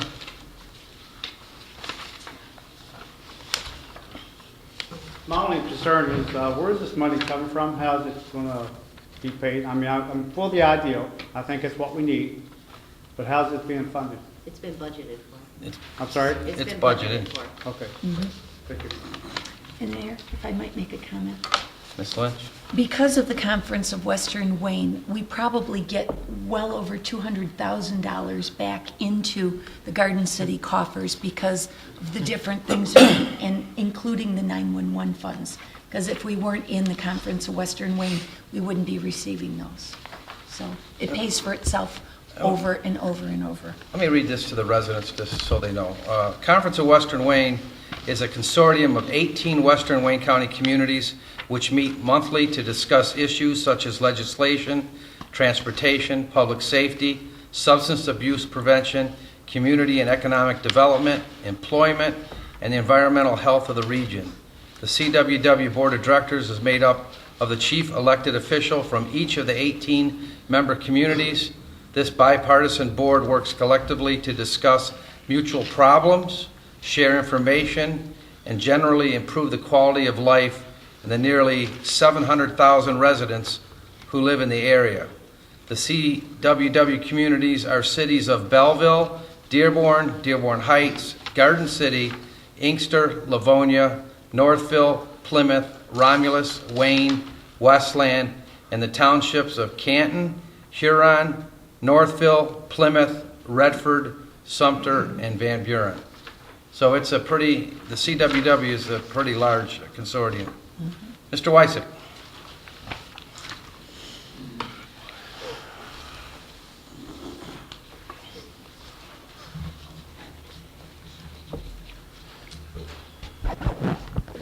The agenda item speaks to annual dues for the Michigan Municipal League. That was a mistake. We got a revised copy. It should have been CWW. That was a typo. I was going to say that having served as the city representative on the CWW, I was surprised that you would be talking about that when the agenda item. I didn't have a revised copy apparently. No problem, sir. This is the one that's left for me on Fridays. Yeah. We got ours tonight. Thank you. Ms. Bettis? Councilmember Lynch? Aye. Councilmember Kerwin? Aye. Councilmember Jones? Aye. Councilmember Dodge? Aye. Councilmember Fetter? Aye. Councilmember Squires? Aye. Mayor Walker? Aye. Motion passes 7-0. Next items, this is to receive the special assessment roll and to call for a public hearing. Mayor, Ms. Dodge? I move to approve the attached resolution receiving the special assessment roll for the street lighting operation and maintenance in fiscal year 2013-14 and call for a public hearing on Monday, October 21st, 2013 at 7 p.m. Support. Support from Mr. Jones. Discussion from the table. From the general public. Ms. Bettis? Councilmember Dodge? Aye. Councilmember Jones? Aye. Councilmember Fetter? Aye. Councilmember Lynch? Aye. Councilmember Kerwin? Aye. Councilmember Squires? Aye. Mayor Walker? Aye. Motion passes 7-0. Okay, we will move on to public comments. We're not on the agenda. There's a 5-minute time limit. If you wish to speak, please come up to the podium. Mr. Buckner?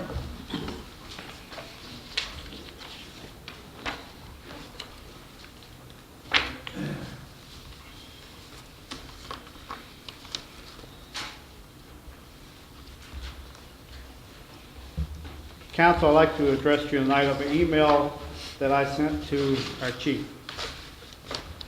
October the 5th, 2013, Chief Robert Murray. I'm emailing you to inform you of an incident that had the misfortune of occurring to me this Saturday morning.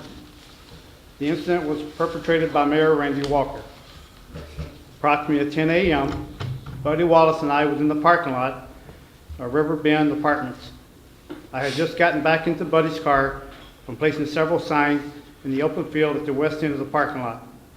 When the blue car speeded up on the right-hand side of us, and out stepped Mayor Walker with his cell phone in the palm of his hand. His demeanor was very obvious.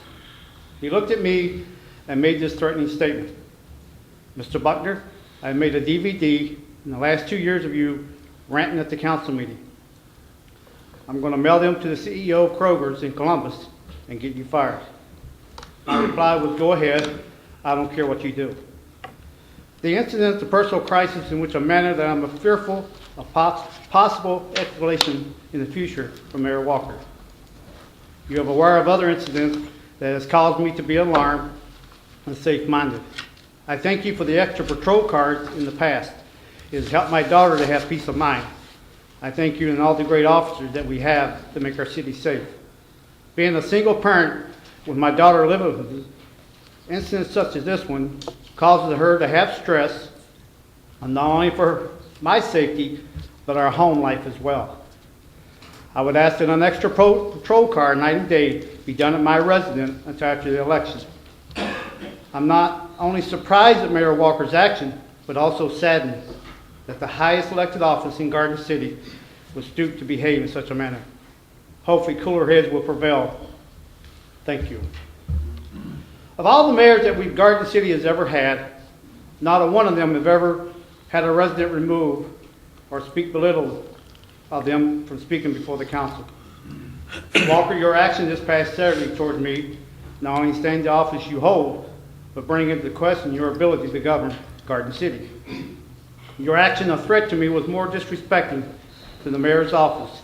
That is absolutely inexcusable. It was only in the last meeting that you ran for 10 minutes on my disrespect of you in the mayor's office. The First Amendment protects my right to freedom of speech. You called me out for exercising that right. According to Cohan versus California in 1971, U.S. Supreme Court 403 U.S. 503, freedom of speech includes the right to use certain offensive words and phrases to convey political messages. No matter how political outspoken that I am, it is my God-given right as a citizen of this great country.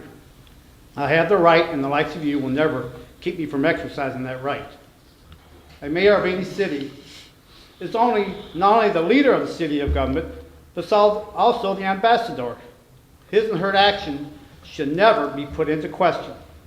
Walker, in the past, you have made a number of questionable decisions as leader of this council, but your outburst this past Saturday showed the depth you would go because of your personal insecurity. A leader with 6 years of experience, 2 as council, and the last 4 years of our leader. You have failed to show the ability and also the lack of exercise self-control. Walker, your effort to threaten me not only shows a sign of weakness, but truly the inability to be a leader. You know what is even sad? The great residents of Garden City deserve better, and he's a strong leader. We need a leader with a vision to help us get rid of the blight that has happened in the last 4 years and the lack of tax-based businesses. Not a leader that threatens its residents or cannot control the discourse among the council people. You have led this council to increase our water rates every year, increase our taxes, has given us 4 special assessments in just the last 2 years, while at the same time our houses have declined 50% in value, but our taxes keep going up. The time you spend violating my rights and others could be better spent on getting rid of the You blight got 30 seconds, and Mr. more Butler. businesses in our fine city. Walker, your action toward me has not only shows your lack of character, but how a flawed individual you're becoming. Some people are born leaders, others learn to lead. In my opinion, Walker, you're neither. Thank you and have a blessed night, Council. Thank you. Anybody else? Mrs. Wysick.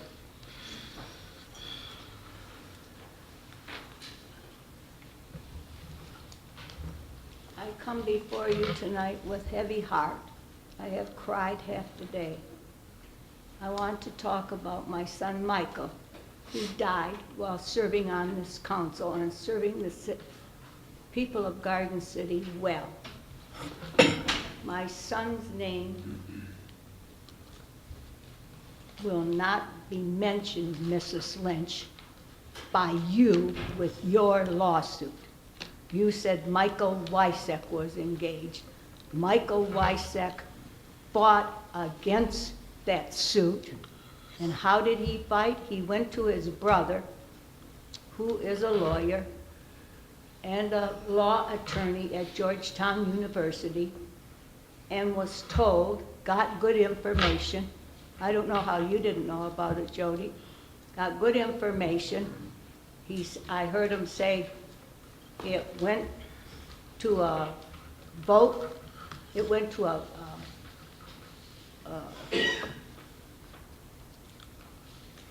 where the residents, or what word am I looking for? I'm getting old. Arbitration? No, it went to a vote of the. Jury? Jury. It went to a jury trial. Right. When it went to a jury trial, my son said, "You're sunk."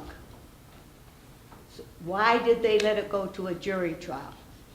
Well, it went to a jury trial, and we were sunk, Mrs. Lynch. And that was your duty. When my Mike served on council, Mrs. Lynch, if he ever talked, you never paid any attention to him. In fact, you said that when Mr. Kosis was city manager, you never listened to him. Why didn't you listen to him? You said it at a meeting. You said it at a meeting, it's on tape. And you wished you would have listened to him more. And why didn't you listen to him? Because you were the mayor and you wanted all the attention. Then you got all the attention. You got all attention from the next city manager. And it went into this huge lawsuit.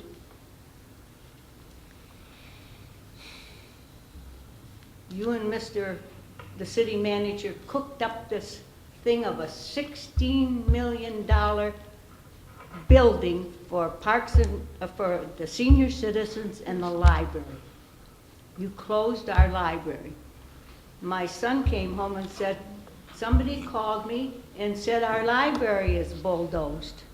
He knew nothing about that.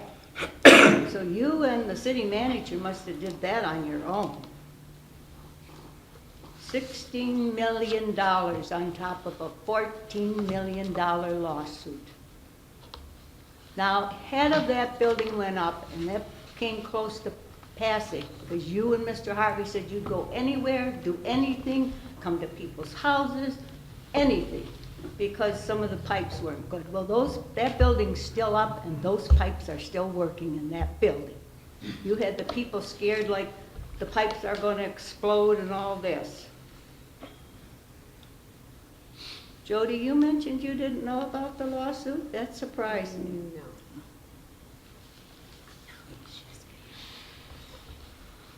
No. I believe in that lawsuit, getting back to the $14 million lawsuit that we had, the person, the plaintiff, he only asked for $2 million from the jury.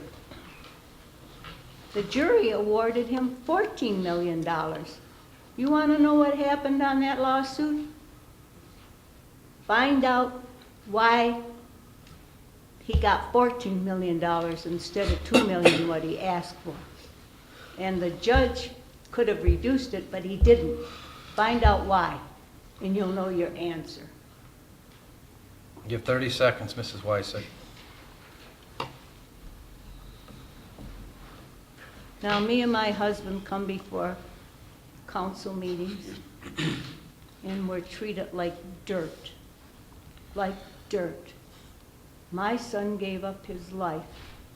I will not have anybody at this table. You can be in council for 10 years and ruin the city, but you're not going to ruin my son's reputation. Thank you, Mrs. Wysick. Anybody else? Mr. Wallace?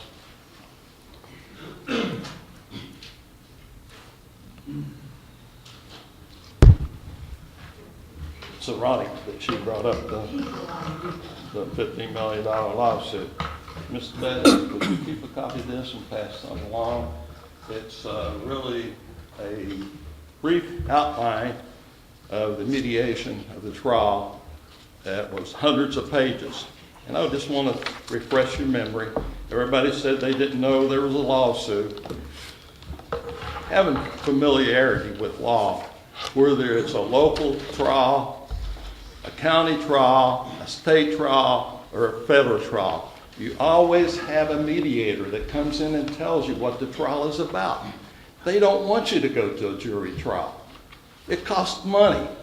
They try every way in the world to eliminate it. Been there, done that, in all the cases that I told you about. Let me just cite two things, and I'll get off of it.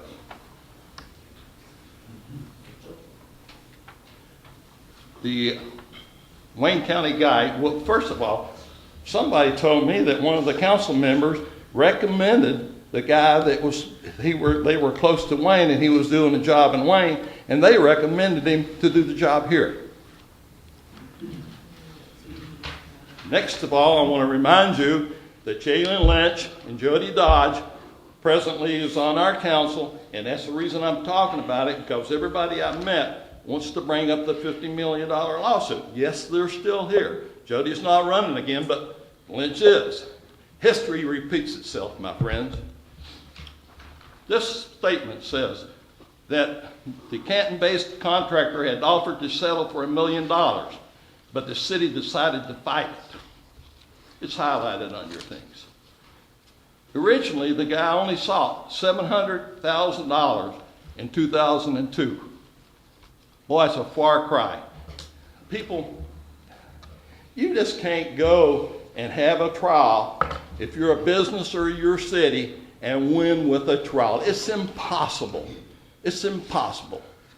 It's impossible. Less than 90% can ever, it's always awarded the contract.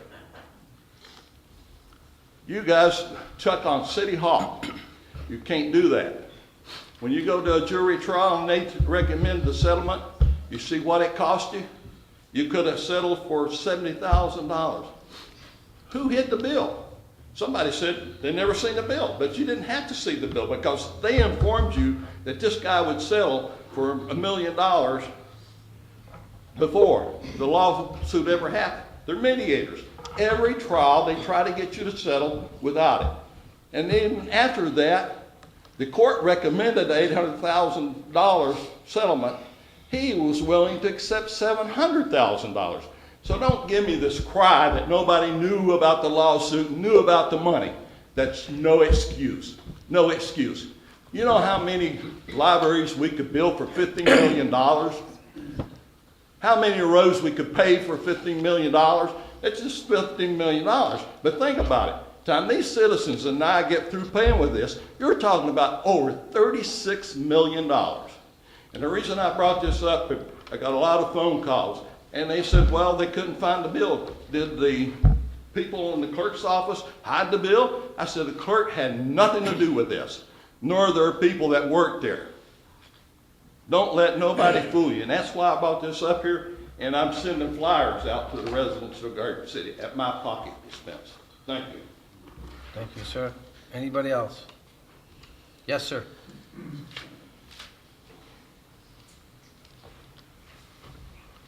Yeah, Anthony Mineta, 2008 Arcola.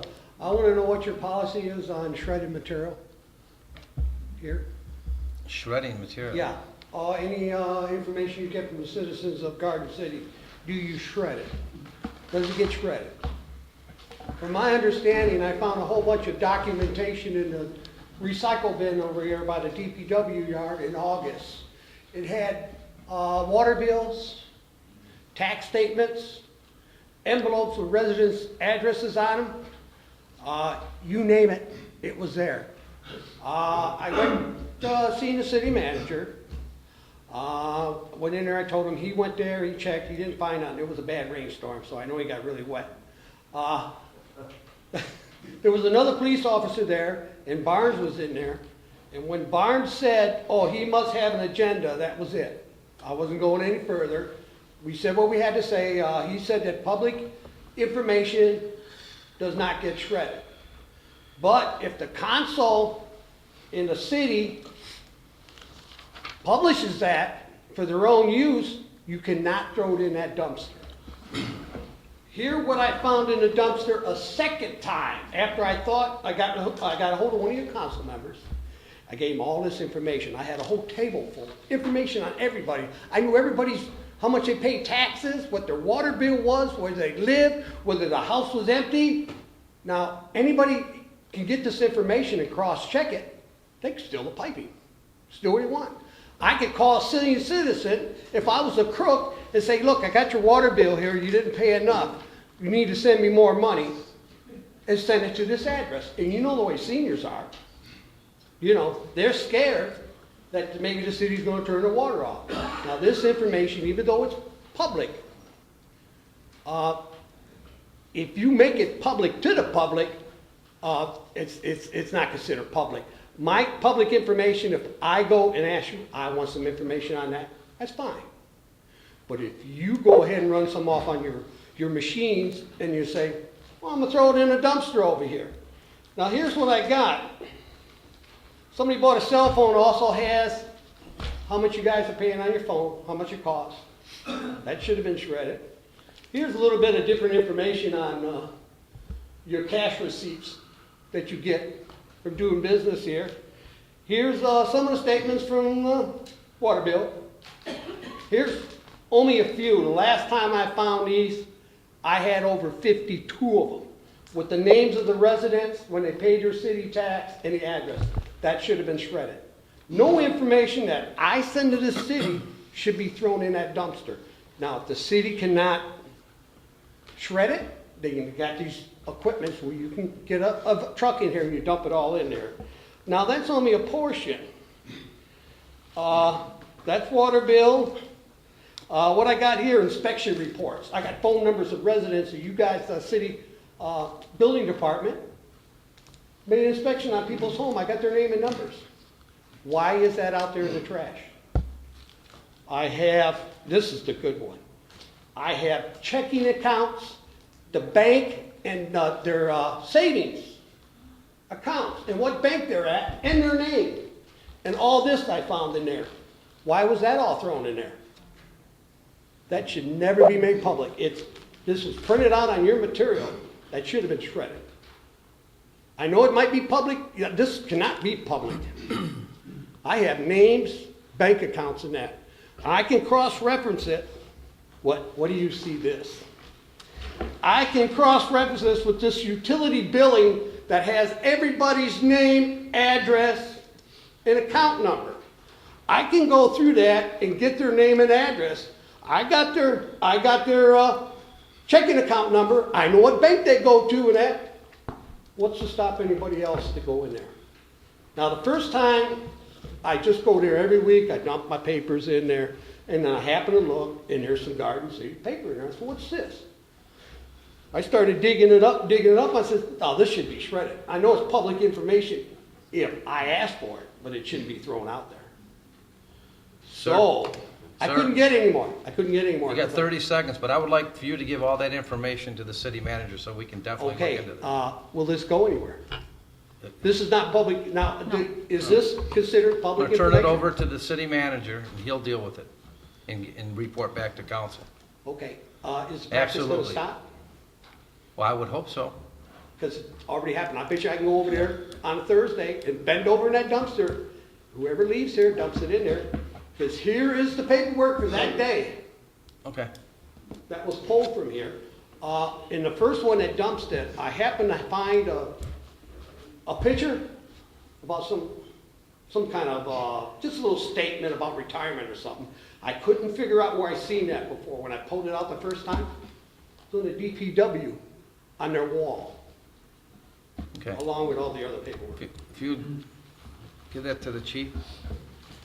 Chief, you want to make any comment now, or you want Can I ask, give you one more thing about the graffiti? to? No, your Yeah, time's I'm- up, sir. Oh, that's it? Yeah.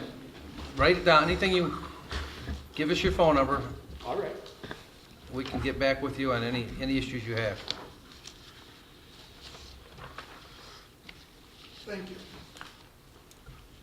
Okay. Anybody else? Mr. Wysick.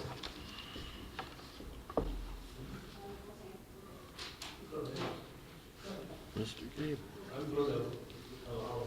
Mr. Cable? Thank you, Mayor. My reason for being here tonight is, I guess I should call this Election Information 101.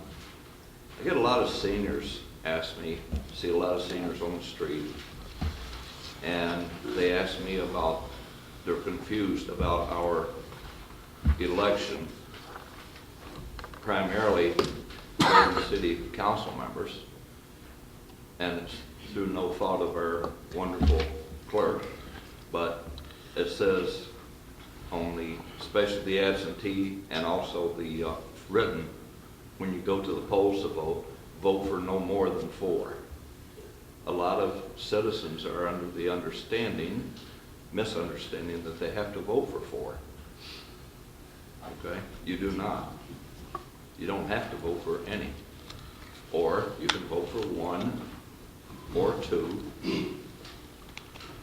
however many you want, but you cannot vote for more than 4. But people do assume that you have to vote for 4. And the common question I get, or the statement that I get is, I don't particularly care for these 2 people. I like these 2 people, but I don't like these 2 people. Or I don't like the other candidates. I don't know anything about them. I've never met them, never talked to them. I tell them, don't vote for them. Vote for whoever you want. Vote for 1, vote for 2 or 3, but you don't have to vote for 4. And it is a common misconception. I don't know if Miss Allison has had that before or not. Not that I can Nobody's think of. ever Not to me. made that statement to you? Okay. But if anybody has any questions, they can Please always call call the our clerk's office. office, We're yeah. always there. We're happy to help. Absolutely. But like I say, the question that I get frequently is, do I have to vote for 4? Or why do I have to vote for 4? You don't have to vote for 4. So that's my statement for the day. Thank you. Thank you, sir. Mr. Weiss?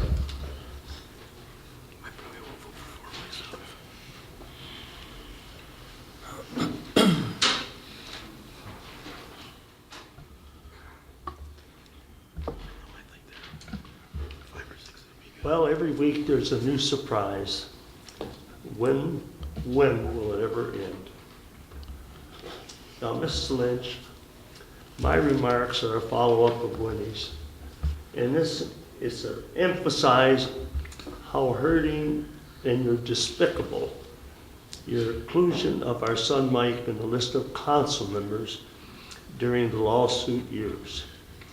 First of all, your motive was to take some of the heat off yourself, because the references always seem to be towards you. And you thought, well, I'll list other council members. And you listed some of the others, including Mr. Bristol and Mrs. Dodge, with the full knowledge, your full knowledge, that Mike, Jody, and Al opposed vehemently during the times of discussion, accepting or going to the lawsuit, battling the lawsuit instead of settling. You knew that ahead of time, and I have personal knowledge to that effect. You also publicly boast of being a proven leader. Yes, you've led us into a $14 million lawsuit, the closing of the library, the unsuccessful fight against its millage, and a millage proposal to build a $16 million community center. You're also a leader, along with the mayor, in being in the front of the line to get your picture taken at some of the civic events. I really am not certain, Mrs. Lynch, that our city can survive any more of your leadership. Walker, ever since you've been the chair, I have said you are extremely rude and lack common sense. You evidently are a very slow learner. And the last meeting is typical behavior. You mistreated your fellow colleague, Mr. Fetter. And you broke your own rules to allow Representative Knizak to do the same to Mr. Fetter. Further, you let him, never a Garden City taxpayer, I doubt if he's ever put out a penny for the city as far as taxes are concerned. And he mistreated Mayor Plakas. In the time you broke the rule, let him break the rules. And Mr. Plakas, a former mayor, former council member, and state representative,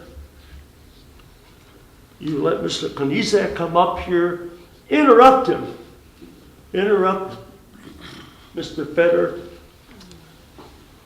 and talk about Mr. Plakas, who for 50 years has served this city. And Mrs. Schulberg and myself and Winnie, we have paid taxes here all the time.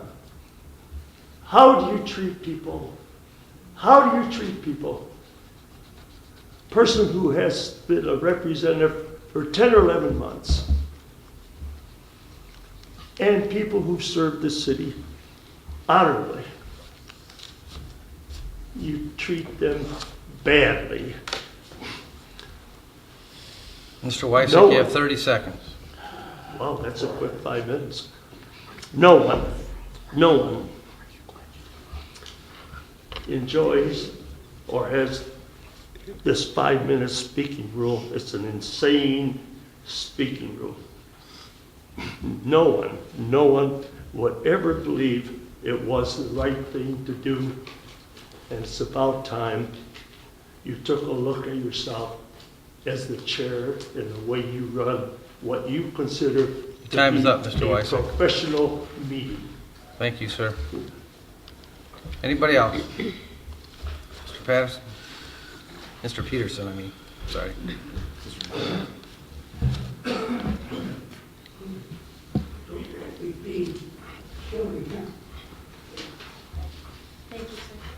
Geez, no paper to read from.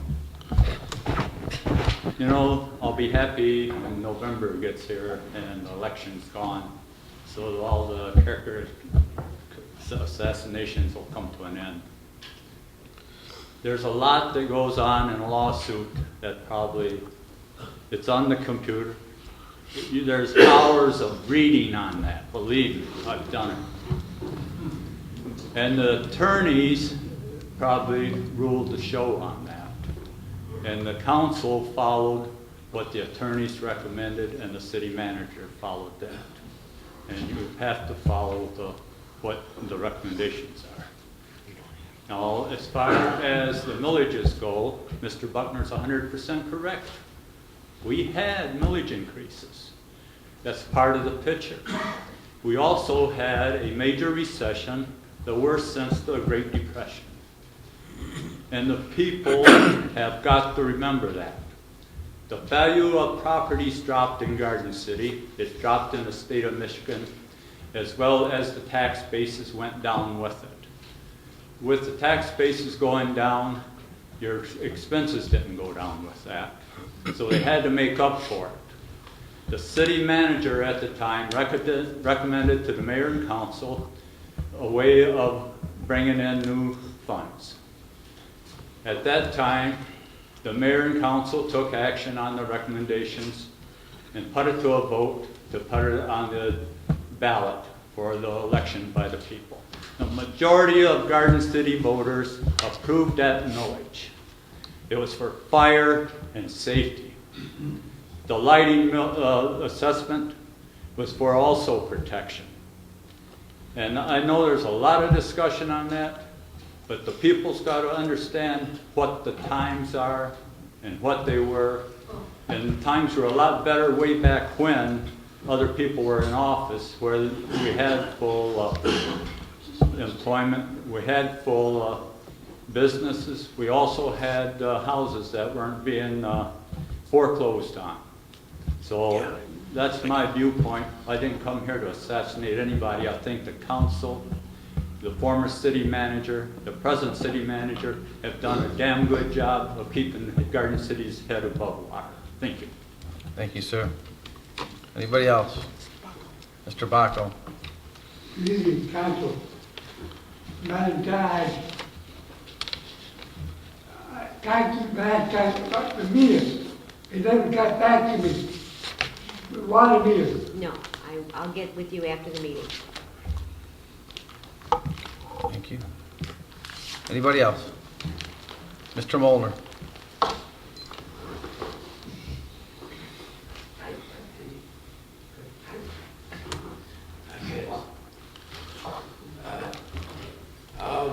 A lot of stuff been said. I wasn't here 2 weeks ago, and a lot of stuff was said 2 weeks ago, and I guess it'll continue on until election, or maybe even after, probably after. The people that were attacked up there, you'd be better off just don't respond, because you can't respond to a lot of stuff anyway. But it's not going to stop evidently. I was kind of hoping it would, you know, die down some, but it's not going to. And it's not your lawsuit, Miss Nancy, it was before you got in. It was everybody's lawsuit. There was a lot of mistakes made. One thing, the contractor was just about as sorry as he could be. I don't care what anybody says. I watched that project go along. That'd be 3 days, 4 days, 5 days, but the man wouldn't even be over here working. He was tied up in Wayne, and he got himself in trouble because they was finding him every day. The lawyers we had representing us was crooks because they give you $1 million, so that told me right off the hand. Why would any lawyer give you $1 million for losing a lawsuit for you, unless he had something to hide? And something you said, Ms. Dodge, really shocked me, and maybe I missed something. You said you hadn't saw the bill, but the DDA had saw it. Somebody in DPS had saw it, and whoever the mayor was at the time saw it. But my only question would be, why the hell whoever was in the DPS didn't get fired? Why the DDA wasn't disbanded for not showing it to anybody? See, I thought the DDA was doing everybody a big favor. They give $1 million for the lawsuit. Well, they should have been paying it all back. They shouldn't be a DDA. All that money should be going towards a lawsuit. That really ticked me off. The fact that they knew about it and covered it up. So they're not no good two shoes to the DDA. Sorry. Take it or don't take it. But this other stuff is, like I said, I wouldn't respond to it about y'all, because it ain't gonna help you none. It's not gonna solve anything. It's just gonna keep getting worse, so just don't bother responding to it. Thank you. Anybody else? City Manager's report. Thank you, Mr. Mayor. First, to respond to Mr. Mineta. He made me aware of some material he had found in July. He came in one afternoon when I was in a meeting, and I asked him to come back with that material to show it to me. He just told me about it, and he didn't come back. The next I heard about it was when I believe he approached Councilmember Fetter. Councilmember Fetter did get his hands on some material, and we did take some action internally. Now, I sort of wish I could have gotten the whole package here so I could address all the issues. I will look this over closely with the city clerk. The vast majority of what is in here, the information on water bills, information on tax bills, information on inspections, is available on the internet. If you visit the Garden City website, all of this information is available. It's Bank account names too? Nope. I don't believe I mentioned that, did I? Only speak when you're at the podium. Okay, it's our time, sir. Last warning. There are some things in here that I alarm. don't care. You're gone. That's fine. It's not the truth. That's the second dummy. That's not the first dummy. There are some things in here that alarm me, and I will be meeting tomorrow with Ms. Bettis to go over this paperwork and discuss it. This will not go unaddressed. Apparently I didn't have the full scope of what had happened. We did look through all the material, page by page, that Mr. Fetter had brought forward, and we addressed some shortcomings. There are also materials, I didn't see them in this one, but in the last batch, there are materials that homeowners have dumped in there that contained their information, and he confused that as being a city document. I'm a little alarmed because I think our homeowners probably dump into that recycling container with some confidence that someone will not violate the city ordinance and go dumpster diving, which is prohibited by city ordinance. We will give this our close attention. The water leak detection that council approved starts Monday, October 14th. We're looking forward to that. Excavation of the parking lot here to get rid of the contaminated soil from 1992 also starts on October 14th. We're not looking forward to that. Bach Street, I don't know if anybody's been by the Bach portion of the Bach Leathers project. Half the street, the concrete is done. They checked it today. It's not quite ready. It's not sufficiently cured for driving. They do expect that to happen within the next few days. There was, excuse me, there was a little snafu over the weekend with the rain. The unpaved portion of the street, which obviously has no drainage, turned into a mess. We had our engineer and the contractors out first thing this morning to address that. So we're moving forward, and I'm done. Thank you. Have some water anyway. Ms. Bettis? Thank you, Your Honor. As everyone is well aware, we have an election coming up November 5th. I do want to encourage everyone to make sure that you're registered to vote. Please call our office and let us know if you have some confusion about where you vote or when the elections are. Sample ballots are available in our office and on the internet. And I do, as I always give the lecture, I do want to encourage every Garden City resident who is eligible to please vote. My personal argument is that local elections are more important than presidential elections because your local leaders affect your everyday life. And so I would argue that it's more important, even though the presidential elections are the ones we get the most traffic on. I would encourage you, all my voters, to ask everyone in their neighborhood, remind them of the election. And I also would like to thank most of our marquee holders, Gordon Chevrolet, Alberts on the Alley, KC Construction, Merriman Road Baptist Church, the school districts, 123 Bar, who allow us to use their marquees to announce the election and give us some publicity for free, and we appreciate their corporate citizenship. A couple of things are coming up that you may be interested in. There is another hazardous household waste collection that's going to be at the Southland Shopping Center on this Saturday between 8 and 2. It's at the Eureka Road Party in Taylor, just enter off party near Target. And you can put all of your things that are, I'm worried about my voice. You can, all of the things, antifreeze, oil, fertilizer, nail polish, all of those things that might not be appropriate for the landfill. Electronic recycling, so you want to get rid of that keyboard that you have that no longer fits any computer known to man, or the Atari that you still have in the basement.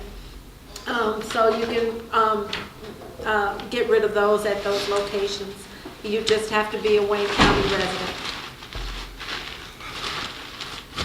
Also, the Friends of the Garden City Public Library are having a slightly used book sale. It's going to be next Monday through Wednesday, or actually through Thursday, from the 14th through 16th, from 9 to 8. And then they're going to be selling books by the bag on Thursday, the 17th, from 9 to 6. And so please, that's a good way to get some good books and benefit the library at the same time. Thank you, Your Honor, that's everything. Thank you. Mr. Kerwin. Yes, sir. I want to thank all the residents for voicing your opinions. Obviously, we've got quite a few different ones, but thank you for coming and sharing them with us. And my other information is to Mrs. Bettis anyway. Probably a week or two ago, I was talking to several young people, and I think there was probably 6 or 7 of them, and only one of them was registered to vote. Well, they don't want to come down here. They don't know what they need, and could you just, I know we go over this often, but what do you need if you're a first-time voter? What would we have to bring here to be able to vote? So thank you for asking. The first answer is almost nothing. We would prefer it if you bring your valid picture ID. However, if you don't bring it, then all that's going to mean is you're going to have to make sure that you bring it when you actually vote. So please come to our office. We're open from 9 to 5 Monday through Thursday, and we can register you to vote. If you are in 5 minutes of this meeting, come on up. I've got voter registration cards right here. I can get you registered to vote right now, and I'd be honored to do it. As some of the parents in the audience knows, when some 18-year-old comes up and registers to vote for the first time, I try my very best to make it a celebration, because I think it is a rite of passage. It's a little embarrassing, but in a fun way. And so please come up, bring your ID, either a state personal ID or your driver's license. And as I said, if you don't happen to have it with you and you're just rolling by, come and register anyway, and then we'll get that information from you later.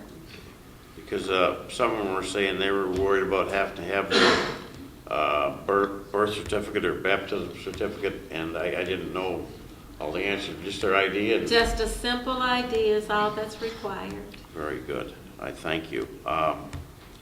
Other than that, I hope the manager looks into the park, possibly cameras or whatever you have to do. Let's do it. And a meeting with all the people, original people, would probably be a good idea. But I honestly think that's not our kids. I've talked to them so many times, and I think they enjoy that. And if you do, why would you do that on your own property. So, that's all I have for tonight, Mayor. Thank you, Mr. Kerwin. Mr. Fetter? Yeah, Mr. Mineta, I was the one he gave the information to. I hope he watches this. There were changes made based on what you gave us the first time. And when I saw him walk in, he called me a couple weeks ago. I never returned his call, so I felt bad when I saw you because I forgot to call you back. I'm sorry. But there were changes made to our procedures based on that information. Mr. Roney's here, thank you. Chief, I'm glad he's here. I went walking, and I went down Lathers to see the construction site. I had 4 residents come out and thank me for the workers that are there. When I got to the end of it, I don't remember the guy's, I didn't know the guy's name. He knew mine, so he had to be an employee from DPW. This man has been walking kids down the street to avoid trucks on his way to school. He is halting the movement of the equipment. One lady said he helped her carry groceries to her home. Another, he helped, I hope he's not in trouble, he helped move a car out of the way so she could get out and go to a doctor's appointment. Amazing. When they approach me, I automatically think, oh no, here it goes. This whole project, I haven't had anybody, other than a sewer backup, which we're aware of, and was remedied immediately. The people just seem, I mean, how happy can you be you can't use your street?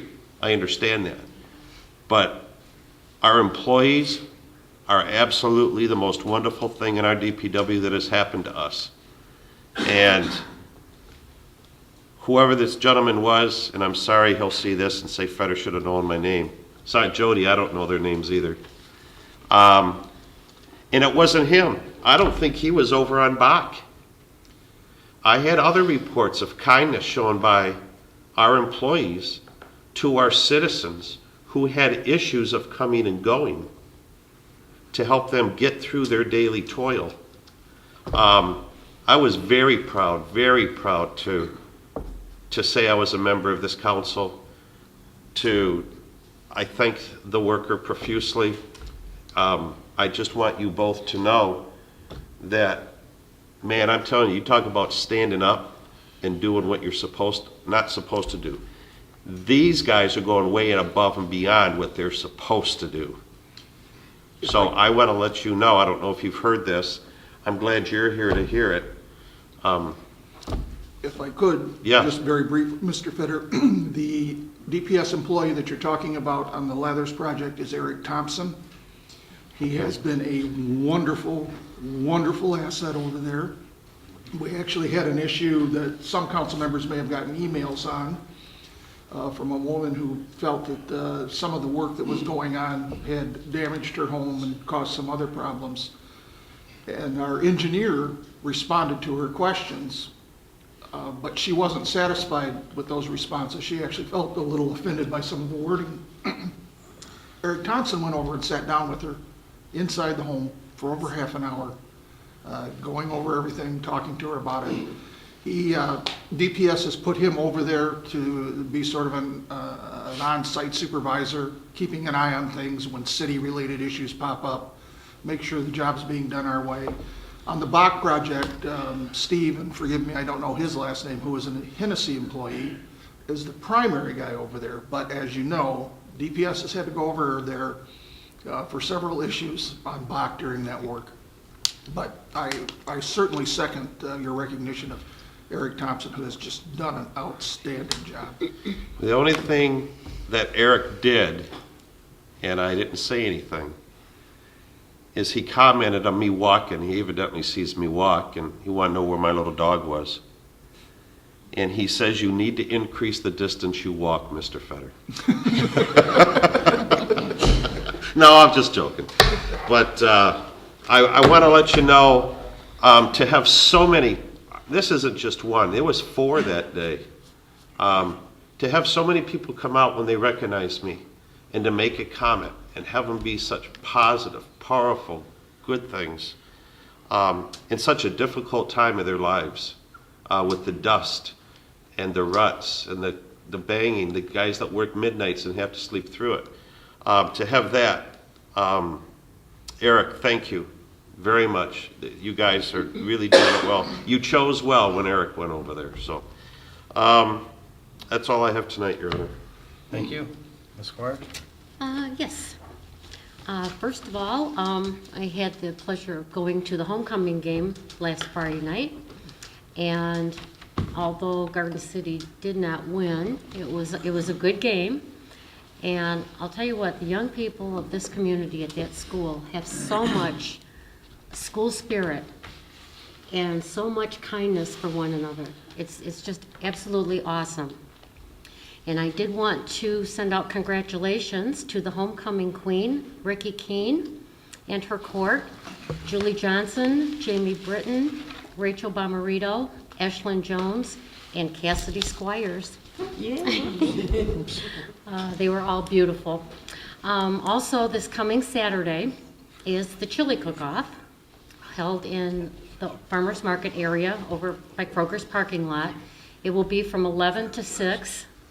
to 6 p.m. They're going to have entertainment all day, a vendor alley with different businesses set up, a beer tent, tractor hay rides to the fire department and back, a lot of things for kids to do. And it's not too late to get a team together. If somebody wants to get a chili making team, just let the DDA know. There's also going to be a car and motorcycle show. Last year, despite the weather, they had a great turnout. And this year, it looks like the weather's going to be pretty good. So it should be even bigger and better. So I hope to see you all there. And that's all I have. Thank you. Ms. Lynch? Yes, I want to reiterate what Commissioner LeBlanc said earlier about Make a Senior Smile Day. They have 20 houses that they're raking.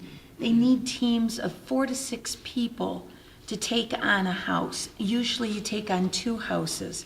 But I'll tell you what, there's nothing better than the smile on the faces of the seniors when you get done raking for them. They are so very appreciative.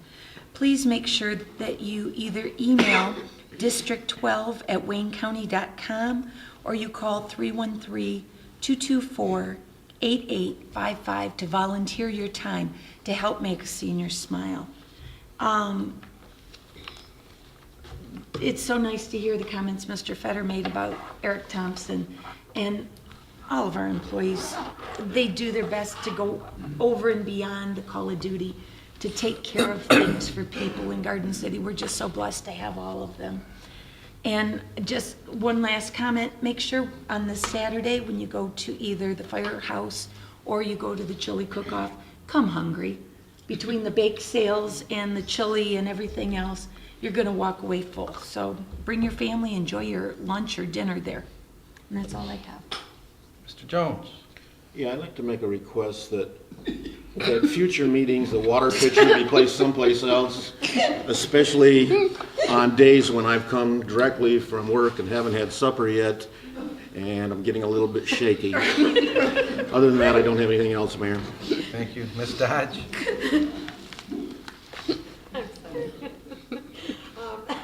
Ms. Bettis, this question's for you. For the kids that are away at school, college, that still want to vote, how do they go about and when's the deadline for them getting their absentee ballots? Or for anybody else that knows they're going to be gone? So we have absentee ballot applications at our office, but they are also available on our website. And since you said the magic word kids, I know they just like to go online. They can go online. They can fax us their application for an absentee ballot at 734-793-1621. They can email it to us at Allison, ALLYSONB, @gardencitymi.org. They can send all of those, they can scan, because they have their signature on it, scan it and send it to me, and then we will mail them a ballot. Happily. Okay. And is there a deadline? Yes, it is the Saturday at 2 o'clock. And by the way, we're open the Saturday from 9 to 2, the Saturday before Election Day for absentee ballot applications. Thank you. And that's all I have. Okay, thank you. I have a few things. Veterans Day is coming up. We will have our ceremony at the O'Leary Auditorium this year again, at November 11th at 11 a.m. So put that on your calendar at the O'Leary Auditorium. Again, I also went to homecoming. It's probably the best weather I can ever remember for homecoming night. It wasn't cold, it wasn't hot. It was just, everybody had a great time. Few comments. People say I'm rude. If you watch any of the tapes any week, I address our residents as Mr. and Mrs. when they come up. I give them a notice when they 30 seconds and time's left. That's respect, not giving back, and you'll see that on the tape. Always respect the residents. Yes, I did run into Mr. Wallace and Mr. Buckner putting yard signs out. Yes, we did have a conversation. The rest was a gross exaggeration and mudslinging. It's campaign time. You got to expect it. Mr. Wysick asked me about Mr. Kniezek with Mr. Fetter. Why didn't I gavel him down? Mr. Kniezek was up under state and county officials. Mr. Kniezek had the floor. And I will say this, and somebody was talking about the integrity of Mr. Kniezek. I don't care that he's only been on the job 10 months. That gentleman is sharp. He's on top of his game. He's probably one of the best state representatives we've ever had in this area. His attendance, if you check some of the past ones, their attendance in voting in Lansing, you can get their attendance record. A lot of them hardly ever there when they go to vote on something. You look at Mr. Kniezek's attendance at city events in Inkster, Westland, Garden City, he shows up.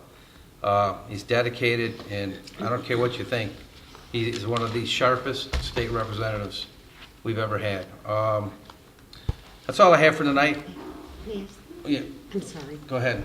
Speaking of Representative Kniezek, at the Chili Cook-Off, there's going to be a dunk tank. And Mr. Kniezek is going to sit in the dunk tank for an hour. So, anybody unhappy with him? Okay, no further business. This meeting's adjourned. Thank you.